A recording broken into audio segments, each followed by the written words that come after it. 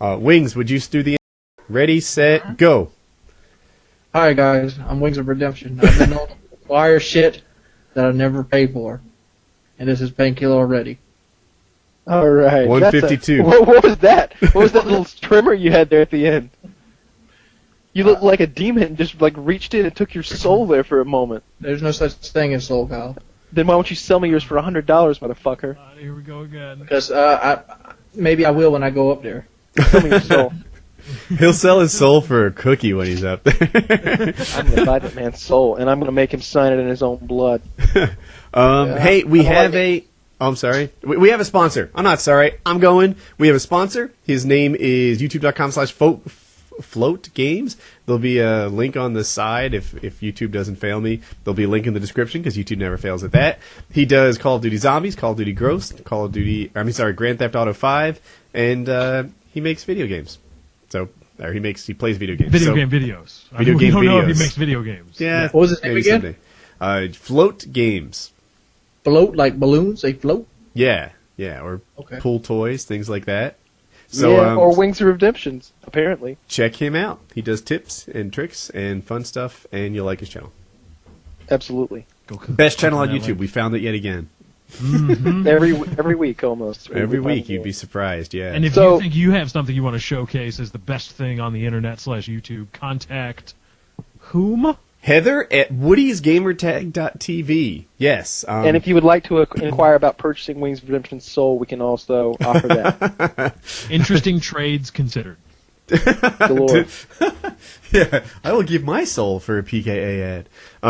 So yeah, if you're a business, if you're an individual, maybe you're just the YOLO boys and you want to be famous, we can make that happen. Sometimes you guys go super viral, like Rock On M1M or 1M1 or the YOLO boys. Sometimes these things go big. Maybe you're a business, we can crash your website with so much traffic you'll love it. So send email to Heather at WoodysGamertag.tv. She's also a big fan of dick pics, especially if the penises are wearing costumes. Yes. We like fancy cocks, as we call them. Little things like it's not that hard to make a mouse penis, folks. Like you just need a Sharpie, some of those googly eyes, little construction paper, some scissors, some glue. This is a basic project you can get your kids involved with, okay?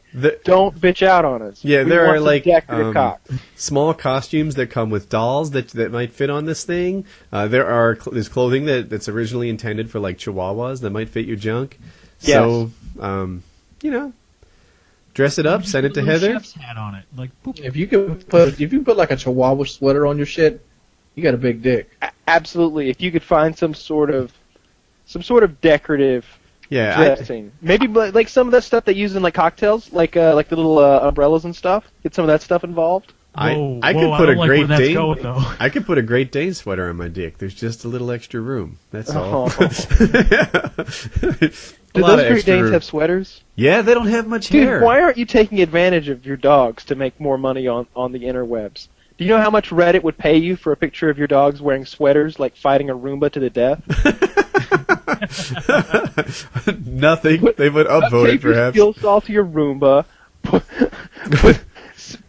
the dogs in there with some sweaters on it, and you've got Reddit would go crazy for that. This is something I could easily make happen. The dogs have sweaters. They have. You already have the dogs with sweaters. Yeah, they look like the coats that you'd put on a horse. That's awesome. That's what Great Dane sweaters. I like dogs. I really like it when dogs are wearing clothes. Like that's one of my top 10 favorite things. I think when I see a dog wearing clothes, I'm pretty excited. So out of everything that there is in this world, dogs wearing clothes is in your top 10. Absolutely. Nice. One of my top 10 favorite things in life are animals wearing clothes.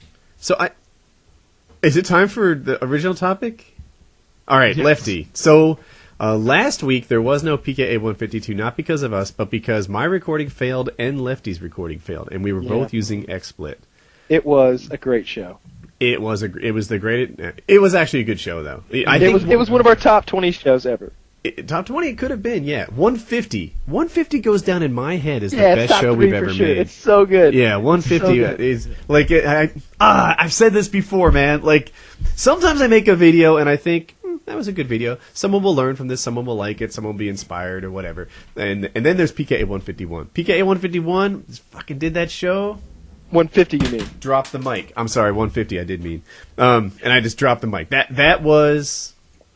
If someone's gonna watch one PKA, 150 is the one. Yes, totally. 150 is it personifies what the show is. We didn't get any prank phone calls in there, but that's the only. But not for lack of trying, actually. What was 150? That was the one where the boot camp was first discussed. Yeah, the porno.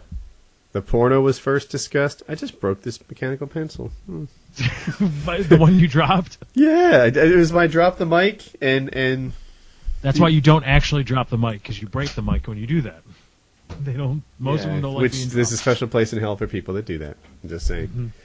So so I suggested that people tweet to XSplit and let them know that their product is unsatisfactory, because it's not the first time we've had trouble with it. Mm-hmm. And it's not me using wrong. For people that don't know, I do a test recording before every show, and I make sure my mic is good, the balance between my mic and the rest of the show is working properly. But when my recording fails and Lefty's recording fails, there's something wrong with the program. What'd you learn? I learned. Well, first of all, I think we figured out that our recordings fail pretty much in the exact same way. The audio just cuts out, and I ran into this problem. And I say this, my recording failing on PKA 152, the original, I could have prevented that, but I didn't, because it's not part of my routine yet. But when it's creating an initial file, it has trouble doing that sometimes. So as a result of your tweeting, I got a message from somebody at the official XSplit YouTube account. They've got a YouTube channel. I think it's got something like 7,000 subs or anything like that. But it was like an actual guy representing XSplit and Split Media Labs, the people behind XSplit. And he asked, "Well, I watched your video on, I uploaded a video explaining why my recording failed." He said, "I watched your video, and what you described, I don't discount that it probably happened, but apparently, from what I described, they've never seen that happen in their testing labs." Really? It happened to me too. Mm-hmm. So this is the symptom. On my recording, it worked for the first 7 or 9 seconds. And then there was just total silence. So the video kept recording, but there was no audio to be seen. And then for maybe the last half an hour, this is 2.5, 3.5 hours into the show, the last half an hour, the audio came back, but not mine. So, and I briefly tried to convince myself that there was something salvageable there, that perhaps people could watch the last half hour of the show with just out me talking in it.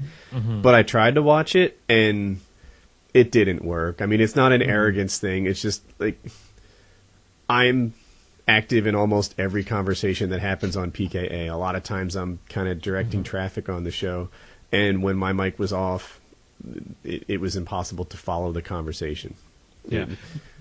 My audio came back too, but it did have my microphone audio in it, and it was the last 45 minutes.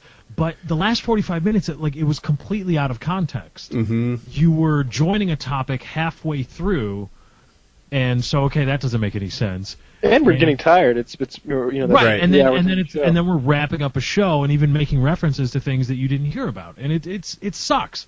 And I apologize for my role in not getting that properly headed off. And we actually need a 15-minute thing saying, "Oh, we fucked up." Well, we didn't fuck up. The software failed us. XSplit, your shit sucks. Okay, Wings, you pilot this 4-hour show. Go ahead, buddy. All right, here we go. XSplit, you suck. Your program has failed multiple times. I don't care what Lefty got told. Your program is still subpar. That's why I went to Open Broadcaster to stream instead of XSplit. That's why I don't use XSplit for standard room recording, because shit sucks. It ain't worth the money that you want us to pay for it. Fuck you. Onward. Let's talk about this dry ice bullshit. Who wants to talk about it? Me? What dry ice? Well, apparently, a nice young man of 28 went to the LAX airport and decided to throw some dry ice into an employee bathroom and on the tarmac, maybe on a late shift at work, and now he's considered a terrorist. What do you think, Al? What did he do? He threw in a toilet? I don't know if he threw it in a toilet, but it said detonated in a bathroom. An We employee detonated bathroom. it. So I know something about dry ice bombs. Basically, when you Oh, I didn't know it was a dry ice bomb. bomb. I mean, Yeah, like you can- the you one can that I call know it of is blows this. up. It's a chemical reaction. Yeah, if It's- he it's did not that a shit in an chemical airport, reaction. yeah, It's- he deserves that, yeah. So listen for a moment. If you put dry ice in something that's I airtight, just didn't know if you wanted to tell them how to make a bomb. Yeah. Bomb. It's all Yeah. Mythbusters, Kyle. This is the level of bomb that putting a Mentos in a soda is. I mean, like, if you put dry ice in something that's compressed, as it like converts from like a solid to a gas, it'll break its container. That's pretty much what it does. The dry ice bombs that I know of basically just go pop. And be careful if you do this, right? Because it'll go pop and then it might fly somewhere. It might soar somewhere. I've seen people do it. They put soda under like a 5-gallon bucket, and then the bucket can fly way high in the sky, like 50 feet. But it doesn't always fly straight up, and it lands somewhere. So don't be an idiot if you're going to be idiotic. So the ones that I used to make... I need we that would- on a sunset. Don't be an idiot if you're going to be idiotic. The ones that we used to make, we didn't use dry ice. We actually used aluminum foil and toilet bowl cleaner. Mm-hmm. And if you put that in a 2-liter bottle, that was a very scary explosion, in my personal opinion. I was very afraid of that because it was much louder than a shotgun blast. It was unpredictable as to like how quickly the reaction was going to go off and begin, and it could be anywhere from 5 minutes to 10 seconds. That's the problem. That's the dry ice thing is a similar deal. Like you put a lot of ice in there, and maybe some warm water or something to speed up the rate at which the dry ice turns into a gas. Yeah. And like let's say this scenario happens. Let's say 2 minutes passes and nothing goes on. You don't know if you have a dud or something that's about to blow. Yeah. You know, there's no visible wick or fuse on this thing. You're just The container just swells. And when if you can imagine a 2-liter soda bottle, this thing swells up to a size. I mean, I'm guessing 4 or 5 times its normal size. Like so big you could hug it. It gets enormous. A 3-liter bottle gets gargantuan before although they we don't blow, and they recommend swell hugging up into- bombs. No, don't hug any bombs. Be near guys. them. Or Don't press them to your body. No, like when you do, they're not that dangerous or anything. You just want to do it like in an open area with everybody standing back away from I it. almost want some sort of remote detonation. Like if you had a pellet gun or something. Like let's say it goes for 4 minutes and nothing happens. You kind of want to pull a hole in that thing, make it, Yeah, shoot with a pellet gun. diffuse it, right? Shoot it Yeah, with a but- pellet gun. Shoot it with a 22. We understand it, but we all agree that a dry ice bomb is not a weapon of mass destruction. It should be considered an IED. It See- is an IED. It's a chemical reaction. I look at it, I guess all bombs. So are so is chemical dynamite. reactions. I mean, but So's I gunfire. caught myself. But the fact is, I would have you to can- know. you can slam. You can, That's the stupidest first off, fucking thing I've ever heard. these are 20-ounce bottles, and Dude, when that thing went You off, can- it sounded like a handgun going off in that bathroom. I guarantee it. Everybody thought it was a bomb or a gunshot. There should be a punishment. I just don't know what it is. it shouldn't right? be a terrorist level punishment. I don't think he should be a terrorist. That wasn't a No, he's terrorist not a terrorist. act. Yeah, I think somebody with a head on their shoulders should recognize this as more of a prank kind of act and treat it like a very serious prank. You know, if A you prank gone shout wrong. A prank gone wrong. a prank gone wrong, it is the equivalent to shouting fire in a movie theater. Is it bad? Yes. Is it as bad as setting a fire? I mean, No. It's use your head, right? If nobody got hurt, if you call in a bomb threat, it's not as bad as blowing up a bomb. If you blow up, pranky type explosives in a bathroom, then that's not as bad as hardcore explosives. Someone with a head. I have enough faith in our screwed up legal system that he'll actually get a reasonable punishment. I hope so. I hope they don't really fuck him up. I hope. Since this I thing hope is since this has made the front page news, he's gonna get. They can't give him a reasonable punishment at this point. I think they have can. to make an example out of him. I think they can, because I mean, this is like backyard teenager style prank stuff. Like, I mean, but this is like here's mailbox another example bashing. of how much bullshit this is. There's a woman on the ABC News front page right now that abandoned her child, and she would get less time in prison than this guy. I think kids don't get as many extra chances as they used to. I think kids have gotten fewer and fewer second chances, like going through history. I bet in the 50s, you could drown some like nerdy kid in your class when you were in the 5th grade, and you'd still keep on going, right? It's just a swirly.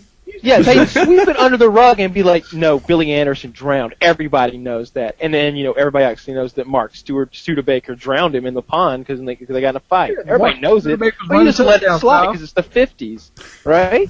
I mean, you already lost 3 kids to polio. You're not giving this one up to the law. So that's how it was.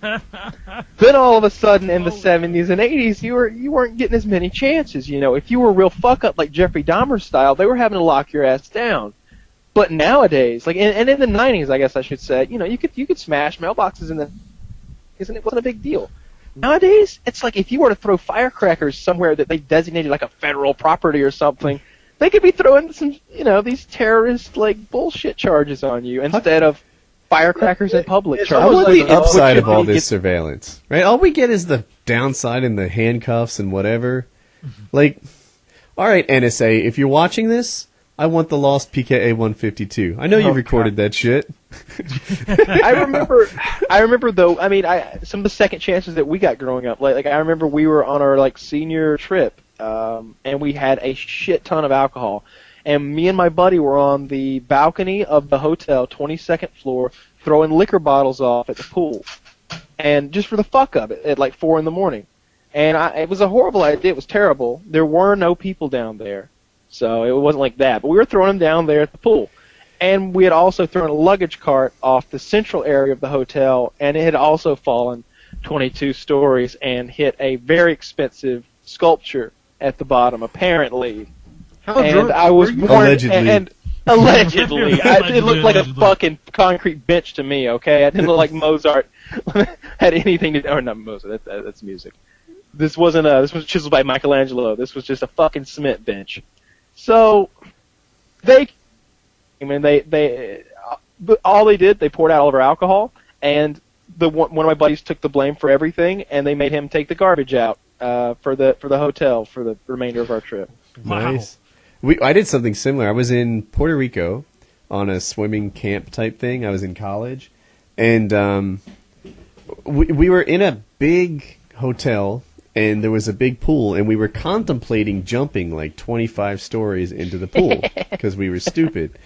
That's hardcore. Yeah, and we're like, should we do it? I don't know. Can you get hurt? Yeah, I'm not sure. It was like 25, 27 stories. It was really high. No, dude, that would have been hardcore. So we threw like cans of soda and such out into the pool. Every can broke. Every can, upon impact of the water, like started fizzing and shooting Coca-Cola, and it looked like you looked at this scene and you were like, oh my god, that's totally what would happen to my body if I jumped into that pool, and then you see like the Coke leaking out of the can.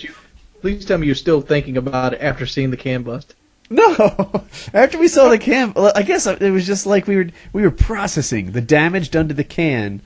And comparing it, and it's like, that's what would happen to me, right? Like, you see that Coke leaking out? That would be my ears. As like blood just poured out of me. This is the situation alcohol is great in, because it takes away this process that Woody was having after the can bust.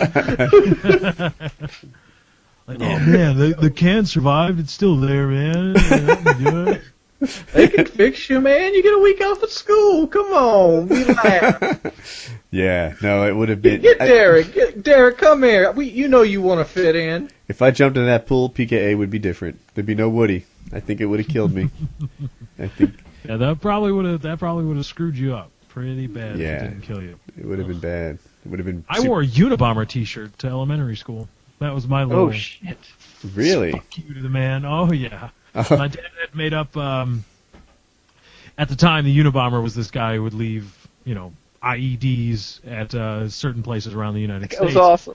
And my dad, all they had of him was this one sketch artist picture. If you look it up, if you Google Unabomber, It looked nothing like him. right? It looked nothing like him. It was just like some But it became guy with, like, iconic. curly hair. Yeah, and It was like the Obama posters that we saw like 8 years right. ago. Or It the became iconic. what's that from Breaking Bad? I know it's from Breaking Bad, even though I don't watch the show, and that's how iconic it is. The Heisenberg kid thing. yeah, right. Is that it? And I know that's from that only because everybody talks about it. That was the Unabomber picture. It was just this sketch Yes. artist thing, guy in a hoodie with aviators and like a mustache and stuff. And they're like, this is the guy. Well, my dad found that, put it on a T-shirt, and on the back, it said the Unabomber, the header, and then the picture, and then under it said the ultimate terrorist. ... And Holy on the back, shit. on the back, it had the list of every single a place that the guy had bombed up until that point. And then under that, it said, "Are you next?" ... question mark. Holy shit. I wore that. I was That's fucking hardcore. I was in 6th grade, I think, or 5th grade maybe. And I wore that. They was not happy. Yeah, So that's a scary fucking T-shirt, man. I hate to change the topic, but you've got my mind spinning on this. You've never seen Breaking Bad, right? Right. And you've never seen Game of Thrones, right? Right. What is it with your anti-mainstream, like, I'm not going to watch that overrated POS? Like, come on, emo kid. These things are popular for a reason. Well, I would watch it on Netflix, but I don't have Netflix. I would watch Breaking Bad. How would you get Netflix? Netflix.com/Woody. I get a free month. Okay. Why have you not gotten on? I could have done that. Lefty? I guess I have forgotten. Get your free month, Lefty? Anyway. We'll do it with Breaking Netflix.com/Woody. Netflix has seriously been credited with making Breaking Bad as popular as it is. Like, that show, and I'm among them, I really picked up that show in like the 2nd and 3rd season. After Netflix got it, it became a cultural thing. Like, it really started exploding. It wasn't TV, it was Netflix. Netflix is great. Walking Dead, too. They've also credited Netflix with helping it become super popular. Like, Totally. And Yeah, the NFL, it's really smart to put your show on Netflix. the NFL now is thinking about Thursday night football games being available on Netflix. Really? Oh, that would be so good. Mm-hmm. I would watch football if it were like that. If I could control like all that bullshit. I would like to be able to. Like, you gonna put the Panthers game on? Just be able to put all 26 teams on and stream their games. Well, to do that, you need the DirecTV Sunday ticket package, which we are not costs sponsoring on a the bundle, show. right? It's like $180 or I something. ain't trying to bundle no Ridiculous. fucking Stupid shit. I expensive. mean, those bundle packages are garbage. Here's why they're garbage. They make have you you buy seen the new every South Park team. episode about the cable companies? No, Oh, it's great. but I'm sure it's beautiful. All right, Yeah, give me the but- premise and the. There's just a part. I won't give anything away. There's one episode that's completely about Minecraft, but basically the kids they're talking to the cable provider, and the cable provider is like getting off sexually, listening to their complaints about the bundle and the prices, and he has tearaway patches that cover his nipples, and he uncovers his nipples and starts like rubbing his nipples really fast, both of them at the same time. And he's just like, yeah, and is that inconvenient for you? Yeah, tell me how convenient it was.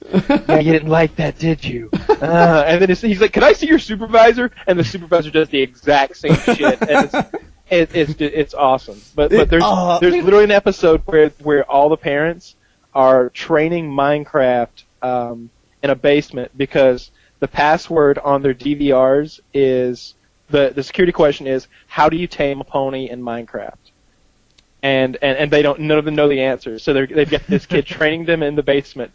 And they're like they remark on the game and how it's just an open world and there really is no like goal or anything. It's just an open world and you build and you design and you mine and they talk about it. And they have Put a leash Minecraft on him, footage. give him an apple, you'll be good to go. He'll love It you. was a- Little hearts yeah. pop up. Anyway, I've got so many topics, but I want to circle back to the Lefty thing. I feel like you're doing an anti-popular thing in not watching things like Breaking Bad and Game of Thrones. Like, yeah, man, why don't you get on board? you're actually not watching them because everybody likes Peer them. pressure, Lefty. Do not build it. Come on, Emo, explain yourself. Don't build. Don't build upon it. No, I just I think my approach to Breaking Bad and the Game of Thrones is logical because I haven't been watching from the start, and everybody's been singing the praises so high for both Breaking Bad and the Game of Thrones that I go into it expecting both of them to be the greatest shows I've ever seen, and there's virtually no way that's going to be possible. They're very Breaking good Bad shows. isn't the greatest show you've ever seen. So they're not the greatest shows you've ever seen, but was it Anthony Hopkins that I saw on Reddit? Yeah. Said that Anthony Hopkins said that Bryan Cranston's acting as that character is the best acting he's ever fucking seen. Anthony Hopkins. It's a really good show. He was like, "There's so much bullshit first in 5 Hollywood, seasons so are much on Netflix, nonsense. Lefty. I just had to write and let you know how amazing this was." Lefty, when Kyle said Gravity was a really good movie, I thought, I should go see it. When we all tell you, when the world tells you Breaking Bad is a really good show, you think, it probably isn't that good. No, that's not what I'm saying. I'm not saying it probably isn't that good. I'm saying there is no way, the only way I could get enjoyment out of the show at this point is if it actually is the greatest thing on TV that I've ever seen. Because that's how it's been billed by all of it, by the collective fandom. And if it's anything less than that, even though it's still really, really, really, really good, it will fall short of my admittedly unrealistic expectation. Do you do this with other things? Like, I really like sex. I'm a big fan. Should you abstain from it because it won't meet expectations? But I've had sex before. Well, I'm just saying. I mean, Some days are better than others. But clearly, Lefty, you haven't watched Breaking Bad. Once you take the plunge there, you took the plunge with sex. I watched the final episode. Because people... Oh, that's disgusting. I can't believe you watched the final episode. Oh, that's disgusting. That's the worst thing I've ever heard. I haven't watched it yet. It's really funny. It's really funny by the fact of me just simply deciding I don't want to watch a show that people act like they're doing Breaking right now. Bad we're talking about? You watched the final? Yeah, he watched the final episode. See, That's disgusting, right? You all I son did of a was watch bitch! one episode. That You would be like son of a reading bitch! the last You Harry broke Potter the book. Breaking Bad code! You son of a bitch! There should be a penalty for this. If I was there, I'd purple nurple you. If I was there, I would make you sit through a Game of Thrones marathon, because that's just boring. Dude, Game of Thrones is wonderful. If you like Lord of the Rings, then there's no way you can't like Game of Thrones. You know what I want? I'm sorry, I cut you off. Game of Thrones is amazing, and everything you're saying is great. I'm ready for a new House of Cards. Hasn't it been like 9 months or something? I'm sure I don't watch that. Is not You don't sure watch House of Cards? Oh my God, Kyle, you're basically Hitler, and thus I love you. Dude, Kyle, you're missing out on it. So House of Cards, I know this is going to sound like I'm paid for this because I'm paid for this, but House of Cards is a Netflix exclusive. And Netflix is coming out with these shows that are on the level of HBO exclusives. House of Cards might be their very best one. I really liked Orange is the New Black. I liked Arrested Development, but House of Cards is the one that is their premier one. It's better than Deadwood. You know, I like Kevin Spacey. Kevin Spacey is the lead in it. Oh, Kyle does not want to hear what you got to say. I know, right? Kyle was so central to what I was about to say. Yeah. So, Lefty, let me tell you about House of Cards. Please, I'm listening because I too enjoy Kevin Spacey. I really like his work. Yeah. Anyway, he is a politician, which you'd think would make for a boring show, but maybe you and I would like it, but it's not. It has general appeal, and you get to see all the like devious thinking that goes with him maintaining and gaining power, and his relationship with this mega hot reporter who you see naked, and it is a first-class show with first-class storytelling on the level of something HBO would put out, and it's a Netflix exclusive. It's right there with the other ones that people talk about, so, like Game of Thrones, for example. So I guess at some point in the future, I'm going to have to actually get Netflix. I guess. Yeah. You don't own Netflix? No, don't. Do you have cable TV? Mm-hmm. You've got Why it would you backwards. pay $100 a goddamn month and not pay $10 for Netflix? 8 or something. Yeah, it's. I just haven't. I don't know. Cable TV is wildly expensive and it has commercials. Netflix has no commercials and large amounts of entertainment. I got rid of cable TV. That was one. It's a no-brainer. Yeah. At the time, there were a couple of reasons, and I've said this before, so I'll say it and fast forward. But No part of it picture was Hope was acting like Hannah Montana. Oh, no, you didn't. You finger wagging me, girl? Fucking Disney Channel. You see where Hannah Montana ended up at, right, Lefty? Exactly. Hope is better than Hannah Montana. So, I called that shit too. I don't know if you remember that. yeah, I don't think you were unique in that call. This was years ago. I'm going to make another call. I'll beat you to it. Whoever the next big child star is, they end up fucked up too. And then when And in the future, there will be a building that people flock to that falls eventually. Oh. Or maybe two.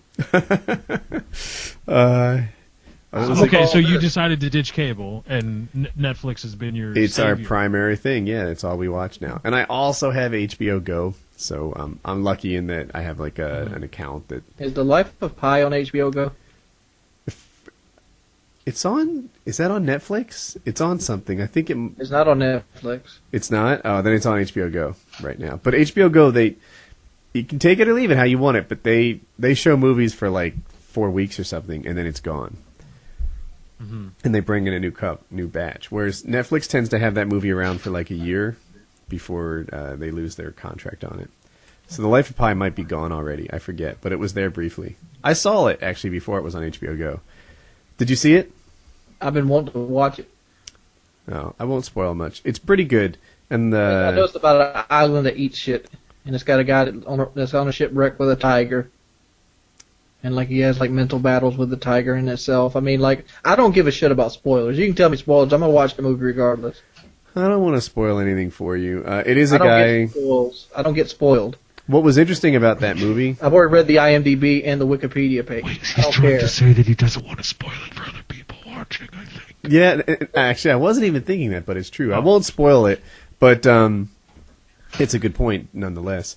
But We should have spoiled The Sopranos for everybody, and that's going to get a lot more people watching it. it's like a Life decade of old. Pi. Yeah, The Sopranos ended like a long ass time What was ago. interesting about Life of Pi to me was that for ages that story was supposed to be unfilmable, right? Just the nature of it, a shipwreck, a lion on a life raft with a person.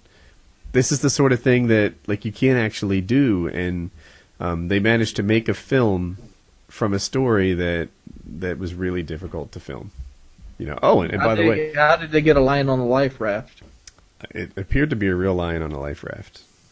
And How did he not Lion, destroy that's it? what No, it was Snoop Lion. and it's actually a tiger. I'm telling it wrong, but yeah, it looked like it was dangerous. And by the way, a lot of the filming took place in the open ocean, so it's like you've got a tiger who's probably not fond of water on a life raft.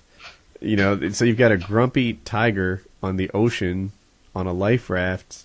Who could be getting seasick? They managed to make it all happen. I assume that there was some green screen happening there, but it was a I floating assume life a raft. lot of beating happened to that poor kitty cat. They beat the shit out of him daily and broke his will. That's how you do it. That's how you train wild animals. It's not a pleasant process, but the movie was good, pretty good. Is that literally how they do it? That's what I learned on the internet. That they just like beat these things and break their will, and it's a dreadful, mean process. I learned that Bob Dole created the internet, so I don't know if the facts are legitimate. I think Al Gore created the internet, right? That's the Al thing. Gore? See, the internet lied to me. I know it was one of them. I thought it was Bob Dole too when he said Bob Dole. Al Gore. I don't know. I'm just thinking about I think it was- was it thinking about the Al Gore? SNL skit. Hey, that's Bob Dole's chair right there. Why are you sitting in Bob Dole's chair? I want to talk about the government shutdown. All right, but it's over. So the government isn't shut down. So what are we talking about? Obama had a neat, response to the thing at the end. And it was like, look, if you want to get your way, win an election. It's like, we have the presidency, we have the Senate, you have the House. You don't get to control one of the three, voting branches here and get your way.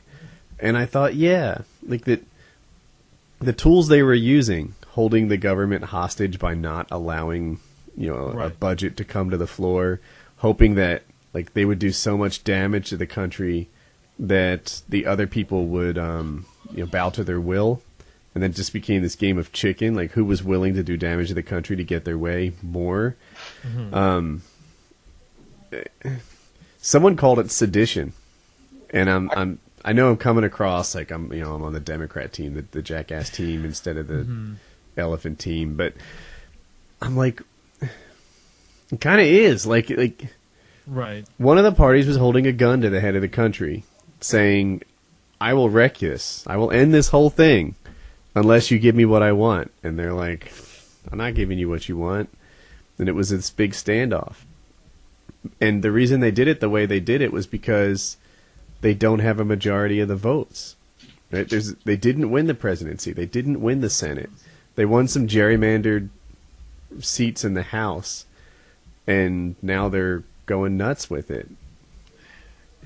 Talk to me, Lefty. That doesn't seem like that's not governance to me. That is attempting to bend and impose your worldview on everybody. That's not representation. I guess they're both governing, but you're not representing really your constituency. You are letting your political affiliation, your ideology drive everything that you do. And this isn't really a partisan thing, but it's just the Republicans, the way they're forced into a corner. It's kind of, it kind of is that way. They're the first people to really succumb to it. But that's not governance. That's like you said, trying to hold a gun to to the head of the country, and trying to impose your will rather than trying to represent the people you actually represent. Now you can try to make the argument that, well, what we want to do is actually represent them by holding a gun to the head of the country so that we can try to blah blah blah blah blah blah blah. But at what point does that just become convoluted crap? Where it's like, no, but find another way instead of trying to ruin everybody because you have turned yourselves into the anti-Obamacare party. What's interesting is the Republicans are so split right now. Back when Bush Jr. was president, right, the Democrats were so split. A lot of people here probably didn't pay attention to politics 8 years ago, but it used to be like, well, the Democrats, some of them are far left, some of them are centrist. They just, like, the nature of the Democratic Party is that they can't be easily united. That was the way it felt when Bush was president. Now it feels like that way about Republicans when Obama's president. I didn't realize that was happening. I didn't see it coming. In hindsight, it seems obvious, but the Republicans are so fractured. They so disagree. They're infighting with one another. It's a whole other thing. Oh, Kyle's here. Mm-hmm. And, this issue isn't going to go away. Yeah, the government shutdown is over now. They raised the debt ceiling so they don't default on all the debt that they've taken on. And one cool, interesting thing I've learned, and I think it might have been from you, Woody, in the Lost 152, was that China, the popular view is like, oh yeah, China owns us, like China owns our asses, but China owns like really just a very small percentage of the total debt of the country, of the United States. China, I think, may be the largest singular holder, but they still only really own like a small percentage. It's not like they can try to impose some kind of political will and holding they hold the death knell to our economy in their back pocket. Kyle, what do you think? You watched this government shutdown thing. Whose side were you on? I don't think there was a side to be on. I think that the government was acting exactly how it's supposed to act. I think both sides were trying to represent their constituents, but when both of them did that, it was such a hard-line issue that it was difficult for either one of them to give any leeway. And, of course, they're holding things for ransom on both sides, and that's why we had, like, the negative effects. Like, we couldn't go to the park that weekend. That was fucked up. That was stupid. There's no reason they couldn't have slipped the money through for the parks, but somebody was holding that money up for fucking ransom. And maybe that's their job. Maybe if that's what my senator had to do to get my particular view across, that's what he's got to do. I don't know what's right or wrong. It's politics. They're all cocksuckers. That's probably the honestly, best I was hoping they would default on the debt, and the reason why is because I couldn't find any analysts who were really positive about what that would do. If you need Nobody advice really on... knew what would happen if we did it. There was no definitive this would happen, then this would happen, and that. If you need advice on how to be a cocksucker, watch Mail Monday. Just saying. What? I got a That was question. good. That was good. I like that. I got a question. Why I don't may we have have an our answer. own income? I understand we have the U.S. dollar, but it's backed from the Federal Reserve. Why don't we have like a government issued piece of tender instead of like something issued from a bank? Is what you're asking? So here's what Wings is getting at. I can U.S. explain it, currency Kyle. used the bills. The bills used to say on them that they were redeemable for that No. dollar's amount of silver. Here's what I'm saying, Kyle. I'm saying right now, all the money we have, the dollar bills, the $5 bills, the 20s, come from the Federal Reserve, which is a bank. The bank owns the currency that we use, and they sell it to us at an interest rate. That interest rate is pretty much what China buys off of us. Why not do away with the bank money, create our own currency? Like, for example, Abraham Lincoln created the greenbacks. That's the reason they're called greenbacks, because it was a money that had a greenback on it. That's when the Civil War happened to fund the northern economy. Why not create our own separate government income with no interest rate and distribute it and slowly phase out Federal Reserve money and just say fuck you and fall on their loans? Wings. Someone explained this to me once, and it was a 35-minute conversation, and it went back and it explained all the way back when basically the U.S. sold out, when all these barons got together and wanted to redeem all these timber certificates and silver certificates they had, and if the government paid them off, then it was going to bankrupt the economy, and they took over with the Federal Reserve, and there's this huge conspiracy surrounding the thing as well. Basically, our money isn't backed up by anything of material worth anymore. Our money isn't based on gold or silver standard. It's just based on the full faith and credit of the United States government. That's it. It's $100 because we say it's $100. But that's the same thing, Kyle. That's the same. It's not backed by the credit. It's backed by the Federal Reserve. The government has nothing to do with it. The government owes The Federal Reserve itself is difficult to explain. The Federal Reserve is a Like, fucking bank. It's not difficult to explain. It's a bank that prints money. The United States gets money from the Federal Reserve at an interest rate. Let's say every dollar we owe $1.29 on. That's where they get it back from taxes. Why not do away with that fucking interest rate bullshit and actually give us a fiscal tender that has no interest rate attached to it, and then slowly phase out the interest rate tender, and then you don't owe the bank money. From what I've understood, money is only worth it's what the government mathematically says it's worth impossible anyway. for us to ever pay that off because of the interest rate that accrues on that money. Fuck them. What are they going to do? What are they going to do? So wait, what's your proposal, Wings? I don't. My proposal is say, fuck the Federal Reserve, fuck you, create our own tender, and live off our own fucking tender instead of interest rate. So you want to get rid of all the money that's out there now? Right. It ain't going to happen overnight. You got to. What about all my money? I've been saving this transfer shit for a lifetime. You transfer it. Like, for example, just like you go to another country. Say you got $100 bills. You go to Mexico, you take that $100 American and transfer it to whatever it is in peso. Mm-hmm. You just transfer it over, and you make people take two tenders until the other tender's phased out. You slowly get it back. What's wrong with the money we have now? It's all interest rate. Our taxes are higher because of it, because we owe so much money to the Federal Reserve. So if we just switch over to a different kind of dollar, we won't owe money anymore.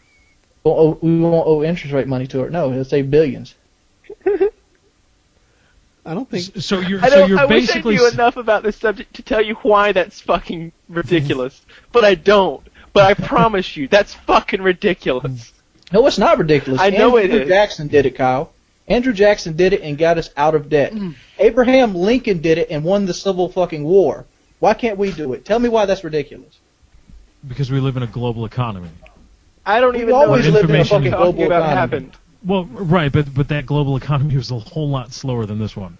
Someday I'm And- going to understand this topic, and I will tell you why you're in Crazy Town. But I'm not there. This would be one of those great Reddit comments. We need one of those. We need that post with like 1,500 upvotes, and you're the number one comment, and you've broken this thing down 4 paragraphs deep. We need that I explanation. don't understand the Treasury either. Like, I understand that it's a private company. They act like it's not the government, right? The Treasury's not the government. It's just some bank. but it seems to be kind of directed by the Senate somehow. And it sure seems to operate in the interest of the U.S. all the time. And I mean, yes, when they print money, doesn't like the president or the Senate or something approve what they can do with that monetary policy? People act like there's just some dude running the Treasury, printing money and putting it in his back pocket. I don't think that's how it really works. I just don't know how it really works. All I know is this: banks fucking suck. Like I called something today on my bank. It was a canceled check fee. So I called them up. I'm like, I didn't cancel any checks. And they're like, oh no, Mr. Jordan, this isn't about canceling checks. I'm like, oh good, because I don't even have checks. What we do is, like, if you want to cancel checks, we give you the option to for $4 a month. I don't want that. We can't take it off. Do you do a lot of banking with the Federal Reserve, do you? No, this is the BB&T, but banks in general fucking suck. You don't think the Federal Reserve has some bullshit like this and got us in handcuffs? FPS Kyle banks at the Federal Reserve. Why is it bullshit? They never sent all in 1,000 notes, please. Yes, the orange one. Account. The Federal Reserve banks with FPS Kyle. That's how that goes. I like to imagine that there's a level of rich people who deal in a currency that I'm not even aware of. Like there's something I don't even know about. Like they're dealing in like knuckle bucklers, and they're these big green glowy coins, and they just clap one down, and it's 50 million. I want. What are the big currencies look like? Are there there's $100,000 bills, right? Yeah, so that's one of the ways that the president can like mess with the value of our currency, inflation. He can make a coin. It's $1 trillion bucks or something. That's $1 trillion, and just boom, and now there's another $1 trillion in the economy, which is complete bullshit. But there are actual. I remember going through my grandma's encyclopedias and looking at like the like $500 bill and the $1,000 and How long $5,000. ago was this, Kyle? You know they burnt a lot of those because to make it harder to smuggle drugs, right? I don't know why they would scale back, but I believe you because I have only ever seen it's a harder handful. if you have $10,000, you have 10 bills. If you have totally $1,000 understand. bills, if you have $100 bills, it's a lot bigger and it's harder to get through checkpoints and things of that nature. I know each bill weighs a gram. I know. How much money do you need? People on the call, like. It depends what you're going for. If you're just going obviously, it depends what you're going for. I'm asking you, how much money do you need? Like, so like wings. You work right now, right? Mm-hmm. If you had at some level of savings, you would stop working. What level of savings would I stop working? Yeah, how much money do you need before you kick into recline mode? Do you do it at like $30K in the bank and know you got a year covered? Hell no. $30K won't get me out of debt. I'm just rolling it out there. Do you do it at $1 million? No, not $1 million. The number in my head is $4.3 million. All right then. Where'd that? I Tell me more about that number. Well, 4.3 is where I'd be happy at. Honestly, I'm going to I want to buy a house. That's where the $300,000 comes from, and I'd limit myself to a $300,000 house in the South Carolina area because I wouldn't want to live in the North, mainly because they don't have free refills. And they don't have sweet tea. Who would want to live in a world without sweet tea? No free refills and no sweet tea. And then I feel like $1 million is. I feel like I could make $1 million last, but at the same effect, I've never had $1 million, so I don't know how I would react with $1 million. I could go carefree, spend happy with the first $1 million, but I think with $4 million, I could go through that spend happy stage and still have enough to live the rest of my life. So $4.3 million. Lefty? Okay, so I get what Wings was saying with the 4.3 million. So we're talking the amount of money we need in the bank to live the rest of our lives. Yeah. Let me do some math. I can probably give you a better number. You can just round up. It's imaginary money. I'd say 10 million, probably. Wow. Yeah. You guys all have 10 million. Is your number two, Kyle? Yeah, 10. Damn, I need a bigger I got a little bit longer to go than you, Woody. I mean, I've also That's true. heard, I'll be dead soon. There's no I've getting around that that. told me the same thing. They were like, I want 10 million. If I had 10 million, that's like retirement mode.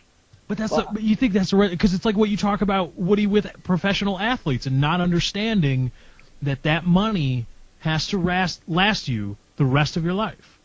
So I've heard plans for like the way to make the $10 million your income and like investing it correctly and just a lot of it in certificates of deposit. And how much interest $10 million earns. Shit, son. $3 million's my number. Get this: with $3 million, you can spend $100,000 a year on yourself, and that's different than earning it because there's no taxes, right? Earning $100,000 is like having $60,000 or so.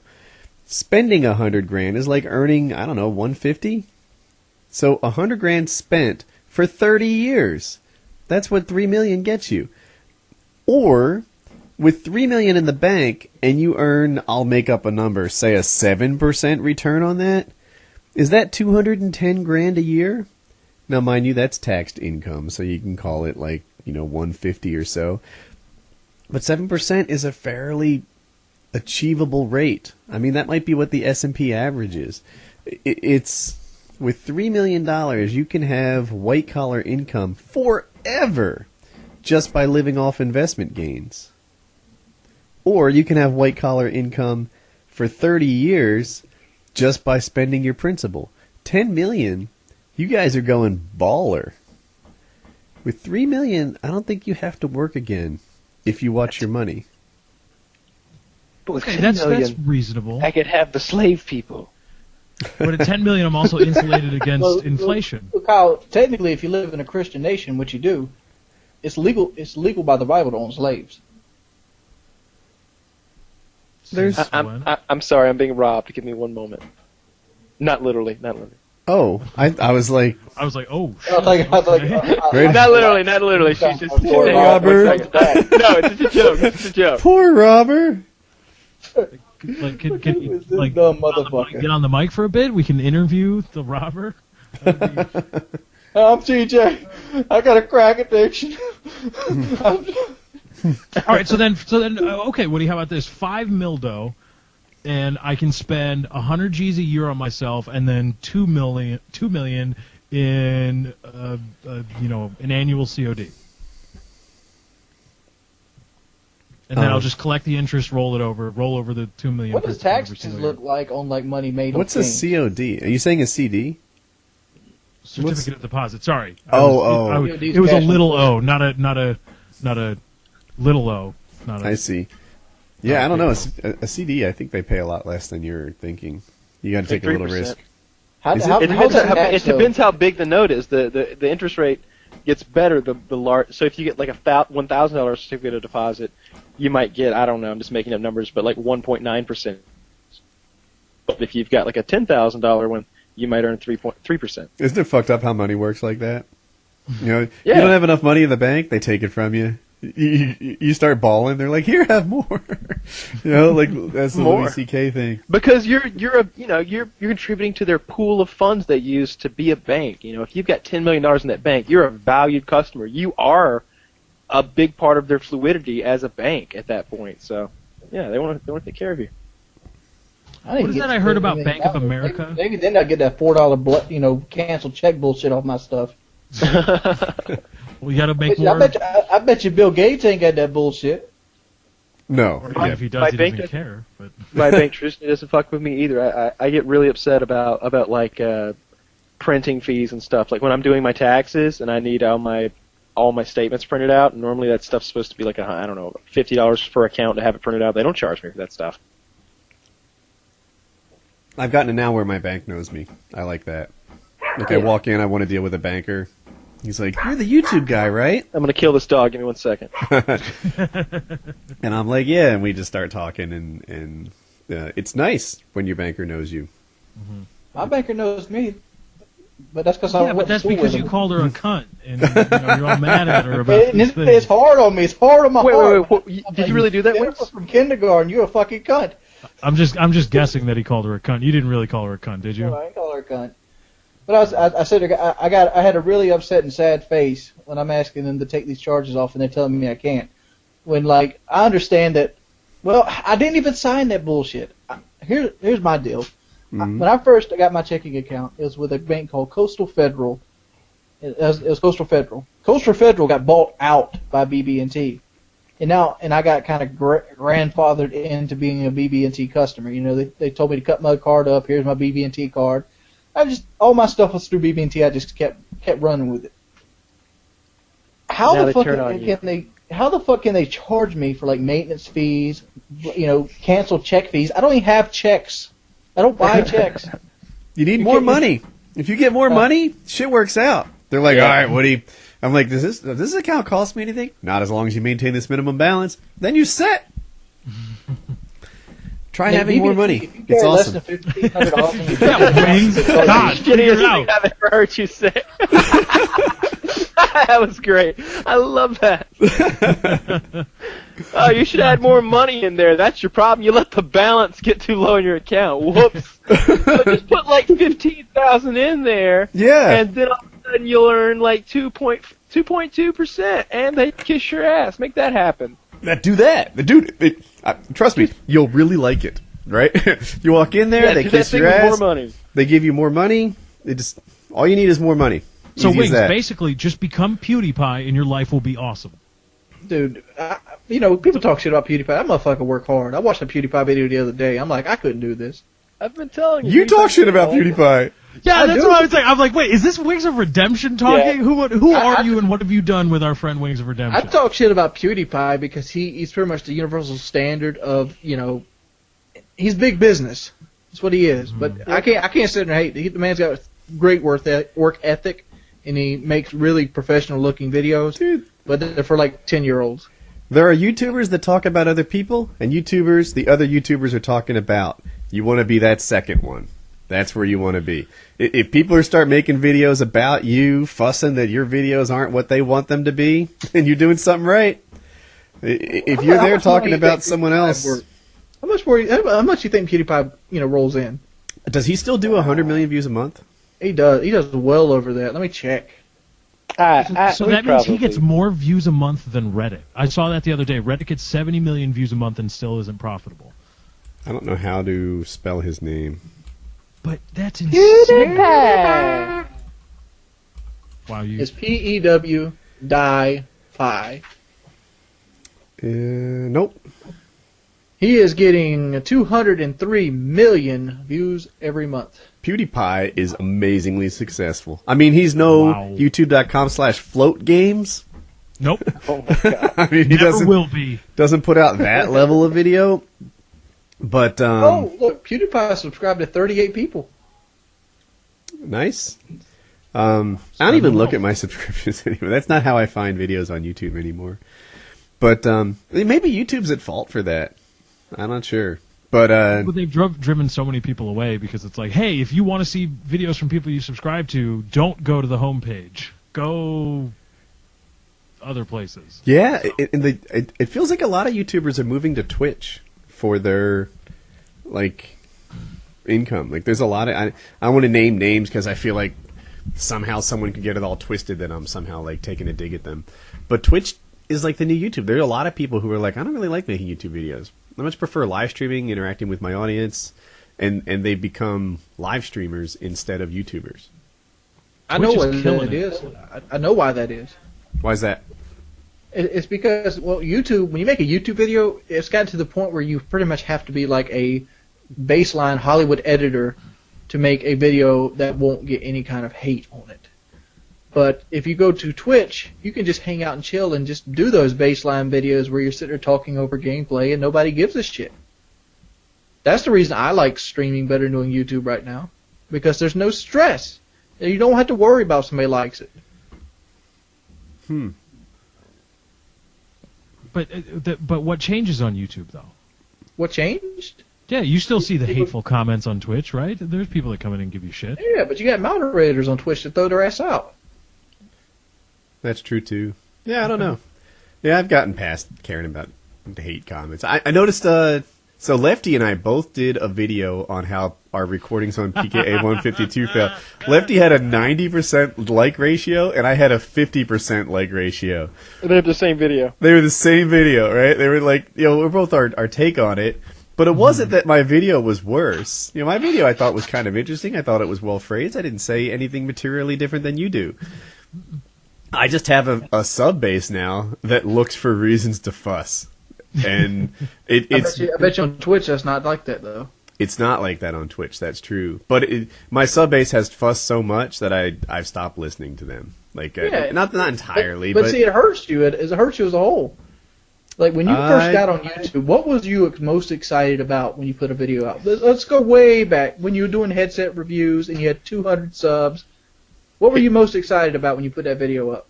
What you're going for is true. It was cool to get the positive reaction, but what's changed is the negative reaction doesn't sink in like it once did. I remember Woody from back then. I don't know if you remember Woody from back then. I do. Listening. Woody used to spend 4 hours a day replying to comments. Yeah. I bet you Woody doesn't 4 hours a day replying to comments anymore. Dude, no, they don't love me anymore. I'm in the same boat. That old Woody didn't have to deal with however many people telling him, whatever, all these horrible I'm in the things. same boat, though. Yeah. It goes like this. When I first started YouTube, all I wanted to do was get on there, see people like the video, and talk about the video. Mm-hmm. I don't think a motherfucker's talked about the video I put up in a year. Like, if I put up a video like the 9 Bang from Ghost, they'd be like, hey, Wings, when you going to Kyle? Hey, Wings, how's the weight loss going? Hey, well, how's Chevy doing? I'm like, these are people that are interested in you and not just the content you upload. I understand that, Lefty, but my interest is in the video I made, and my interest is getting completely ignored, and that people want an open Q&A, which is what Twitch is better for than a YouTube video. I was saying before this started, I was totally contemplating. So my Mail Monday from last week, I uploaded Mail Monday, and it was well received, right? Like, everybody liked it, things were cool. And then other YouTubers started telling their subs to hate on my Mail Monday video. Whatever. As a proper fuck you, I was seriously contemplating a how to break a woman's hymen video. You got to do that now. It's Really? such a perfect video idea. You have to do it. Picture visual aids, right? Like some sort of saran wrap or balloon over a toilet paper roll that represents the vaginal canal. Right? Just be like, all right. What if you made a potato gun that shot a dildo? I'm trying to hold on here. Potato gun, right? So The cock. So you've got some sort of visual aid that represents Oh god! Right? I don't like this. I need to do this video. Be like, people think I a hymen don't like what is we're doing this right now. a hymen. A hymen actually looks something like this He ripped it at the already with the start. pen. He's a barbarian. So when you do your thing, you're not really, What is it, sorcery? Oh goodness! This was going to be the That premise was of the video. graphic. Breaking into a hymen is not like this. Oh, my freaking! It's actually like this. And if you're gentle about it, then you can do your thing and not go bonkers. I was going to make that video just to give the proper fuck you to everyone who didn't like the last video. God. Kyle, I would hate that video. I would hate that video even more than I hated that music video you did where you were you were singing. It was like, I gotta hold on to what you've got. Oh, the Woody the Slayer video? That was. Oh, it's so. Oh, dude, it's so bad. If you look up. So fucking. Wait, I'm gonna do a Google search on most epic commentary Wow, ever. Kyle's basically turned into a Woody hater all of a sudden. Like he's trying to No, threatening I've his channel, always and that hated video Oh, yeah. sucks so bad. If you Google most epic commentary ever, it's still that video from 2010. Dude, it's so bad. You are the worst singer ever. Not according to this like ratio. Ever. You guys can't hear it, but it's coming in. Dancer. I Now I gotta gotta go. Google it. What do they call the most epic video? Most epic commentary ever. What is this? What does the fox thing do? Yeah, I don't think that is. God damn it, I'm shot. Don't despair. Whoa. Is that something Woody made up? This is the WoodyCraft video, ladies and gentlemen. Oh. Is this like a Pink song? Is that why I ever heard it? This song is awesome. That and you're talking about those were fun days back when I could upload something silly and like And people nobody would gives a enjoy shit. it with you. Yeah. Now it's like if you don't hire a professional vocalist to do your stuff, then suddenly it's not worthy of your channel anymore. I'll have to check that out later. Yeah. But I used to do a series called Obviously Outplayed. One of my favorite series. If I Uh-huh. did that now, I'd be a hater. right. Yeah, it's the evolution of these things. So when you're a young channel, they like everything you do, and then over time they start like looking for flaws and stuff. Over time, they create resentment. Hope somebody spits in your cereal tomorrow, motherfucker. I hope a bird shits on your car See, window. I while think you're fucking going trying the to- wrong way on this, and I'll tell you, I've had some of these temptations too. Like there are times when I'm like, shucks, heck, the video I put up today was Minecraft, right? So what my subscribers really like from me is PKA. This is my long-term subs. They like PKA. They like thoughtful life stuff that maybe they hadn't thought about in that way before, and if possible, Call of Duty tips that they haven't seen before, which is a really narrowing market as the Call of Duty community gets more experienced. Telling people to head glitch and move from cover to cover, and what I used to call active camping, or no, aggressive camping. That was a term that XCal created. He's like, people call me a camper. I think I'm an aggressive camper. I just move from cover to cover, making sure that the gunfights go his way. Giving out that advice now, like people know that. People have been playing COD on their own for years, and they don't want basics. So heck, even. T-Mart, I love T-Mart, friend of the show, friend of mine personally, etc. He would put out a jumps and spots, and if you like maybe one or two of those spots that you had never seen before, you were like, "Oh, this was awesome!" The one about jumping on the lamp pole and the one about jumping on the fence were brand new to me, and I can see how they'll be useful. Now, the same thing happens, and he puts out like 12 jump spots, and you see one or two that are new to you, and they're like, "I knew 90% of these already." I have some reason to fuss. As your channel matures, you get more fussers in there. But it's also important to think about, like, if I upload a video and it gets, say, 50 to 100,000 views, and it gets 3,000 comments, of which, like, 1,000 are negative, it feels like, oh my god, 1,000 negative comments is a big percentage, etc. But it's really just 1,000 out of 50 to 100,000 viewers. It's 1 or 2% that are saying something. The vast majority are just watching the video and moving on, and they're not personally attached to liking or disliking you. You say these guys are watching your videos and they're talking about the truck or the weight loss or whatever. That represents a tiny percent of the people that actually watch the video. Yeah, but what about when the video just doesn't get the views? But even then, Wings, like I'm talking about, like, for example, like, say I do something I love. Everybody tells you, do something that you love. Say I did something that I love. Insert whatever. And the view ratio is dramatically different. Hyman breaking instructionals. Yeah, I'm just talking about, like, for example, in Twitch, if I stream COD, I get like 600 to 1,000. If I stream anything else, I get 50 to 150. Like, there's a dramatical difference there. Like, some people do show up for Call of Duty, and then you have people telling you that. But how can you define that? Like, it's hard to wrap your head around. It's Like, I've got a video sitting on my thing. I haven't put a video up in like 3 days. I've got video sitting right there, already edited out, trimmed down, all we polished up. I don't know what the fuck to put on it. Because every time the I sit down- commentary is not done. Yeah, the commentary's not done. Because I don't know what the fuck to do with it. Because, like, I don't know what people want. So, would you say your subscribers have you gun shy about? They do. I mean, like, I used to not give a flying fuck. I mean, there was my give a fuck face was like, and now it's all like, I mean, I don't. It's like, do I talk about Call of Duty and that didn't work out well? Do I talk about the weight loss thing? I mean, I still haven't lost weight, and like even then, you're not going to see a visible weight loss for a while. 1 month. 1 month at Kyle's. 1 month at Kyle's. 1 month at Kyle's. That sounds like another porn movie title, like 1 month. People gay porn. almost had me convinced that I could lose 50 pounds, but at the same effect, I watched a show the other day called My 600-Pound Life. I don't know if you've seen it on Netflix. They have an episode up, and this girl was 674 pounds. Her name was Melissa. Big girl. Big girl. She had a gastric bypass surgery, and they had her. So she showed what 4 ounces look like. I don't know if you've ever seen what 4 ounces of Jello looks like. It's small.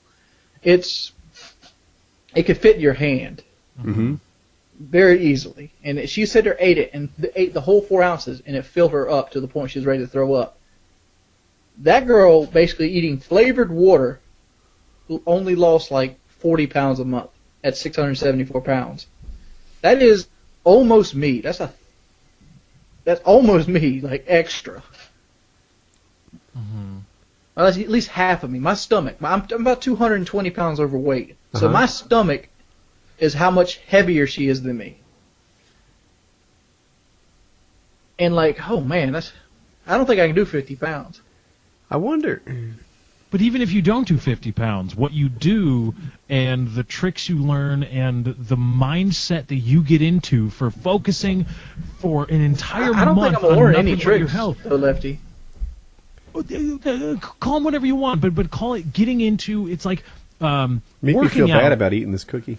Right, exercising and getting into a routine and getting into a diet. It's like turning a gigantic stone wheel. Here's It's the really thing, hard to here's get the going, thing. but once you get it going, it's pretty hard to stop too. And dedicating an entire month of your life to nothing but that will be like a jump start to getting that. Though. I'm not dedicating the entire month. I still got to do YouTube videos during this process. So I still got to do the Call of Duty. I still got to play Call of Duty. Nope. Ghost is dropping. You know what's going to make your channel giant? The confessionals, the daily videos, the music montages. I know how I don't hard think that that's is. going to make my channel giant. But what I want to go for, the reason I'm excited for Kyle's, is I'm going to be around people that know what I'm talking about, that know what YouTube is, and I'm going to be around people that actually care about me losing weight. That's what I'm excited about. I'm excited about be about somebody that's right there with me, talking to me while I'm attempting to lose weight. When I feel like this hurts, I have somebody to tell them that this hurts. People line up around the block to give me advice about eating right. Motherfucker, I'm never going to eat right. Because you know what? Melissa, in that video of 600 Pound Life, she lost every bit of it. She went down like 200 pounds. Mm-hmm. And at the end of the video, she was cheating. Because she says, no, the surgery can't fix my brain. I still want to eat. Yeah, And like, Boogie was really interesting that way too. Apparently, Boogie has a lot of knowledge on nutrition, and like I don't know what his. It sounds like he's done a lot of research in the area. I came away believing that Boogie was an expert in weight loss. He just wasn't able to execute on it. it's hard, dude. It's not. It's like a kid. I did a video where I talked about it's like crack, and people are like, you're full of shit. Crack's just an addiction. Eating is an addiction, dude, and there's a downside to eating that crackheads don't have. You don't have to have crack to live. I have to eat to live. There's nothing I can do. Yeah, you don't get to go cold turkey on food. That's It's like like an alcoholic that can't quit drinking. He just has to drink less. Yeah, and like it's like I don't know, dude. I'm hungry right now. I want chicken wings right now. I like a Coca-Cola. I've been wanting it the entire day. Coca-Cola and chicken wings. That's all I've wanted since the moment I woke up this morning. I had the taste in my mouth. Have you ever had the food taste in your mouth? Mm-hmm. Yeah, I know. From the moment I woke up, and I didn't get them. You're not gonna go get them, are you? Fried. And like, won't you eat the alternative? Because I don't want the fucking alternative. I know what I want. My brain's telling me I want fried chicken with hot sauce smothered in them motherfuckers, and Coca-Cola with nice, small Sonic ice in there. Small Sonic ice. It's chipped up almost, right? Yeah, I love the smaller ice. It makes the drink colder, and it doesn't hurt your teeth as much. Okay, all right. I got It's weird to watch And you like I seen fantasize Lefty had a about food. Bojangles cup. It was like either Bojangles. I think it was Bojangles. What was in it, Lefty? What was in what? This? The cup, yeah. Water. It was a Coca-Cola cup. It's got Bojangles colors on it though. Let's see the cup, Oh, Lefty. the old one I had? No, this has got Coca-Cola on it. It's like from Jimmy John's or something. But there's water in it. Yeah, there's water in it. Yeah, but when I see that cup, I think Pepsi-Cola. Even though it says put Coca-Cola on it. Mm-hmm. You think I'm drinking like a soda? Yeah, and like every time my stomach does like this. It does. Like my stomach actually like convulses when I see a Coke. I can turn it the other way so you can't see whatever. You can't see the Coca-Cola label on it anymore. It still looks like a Bojangles cup. It makes me think of fried chicken and biscuits Sweet tea. and sweet tea. I've never been to Bojangles. You never been to Bojangles? No, I heard they're famous for their sweet tea and biscuits, and it just sounded like unhealthy food, and I thought I don't go there. Oh, dude, they got some seasoned fries, son. Make your dick hard. That sounds nice. I mean, that's, You be eating like, Oh oh my sexually god. aroused. It's dirty rice, macaroni, fried chicken, hamburger steak, Wings. pork chops. what's a hamburger steak?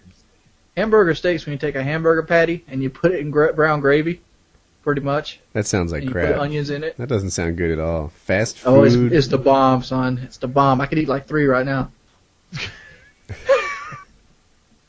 Bet you can't eat I could 4. I could eat like 3 right now and have it get all over my shirt and still wouldn't give a flying fuck.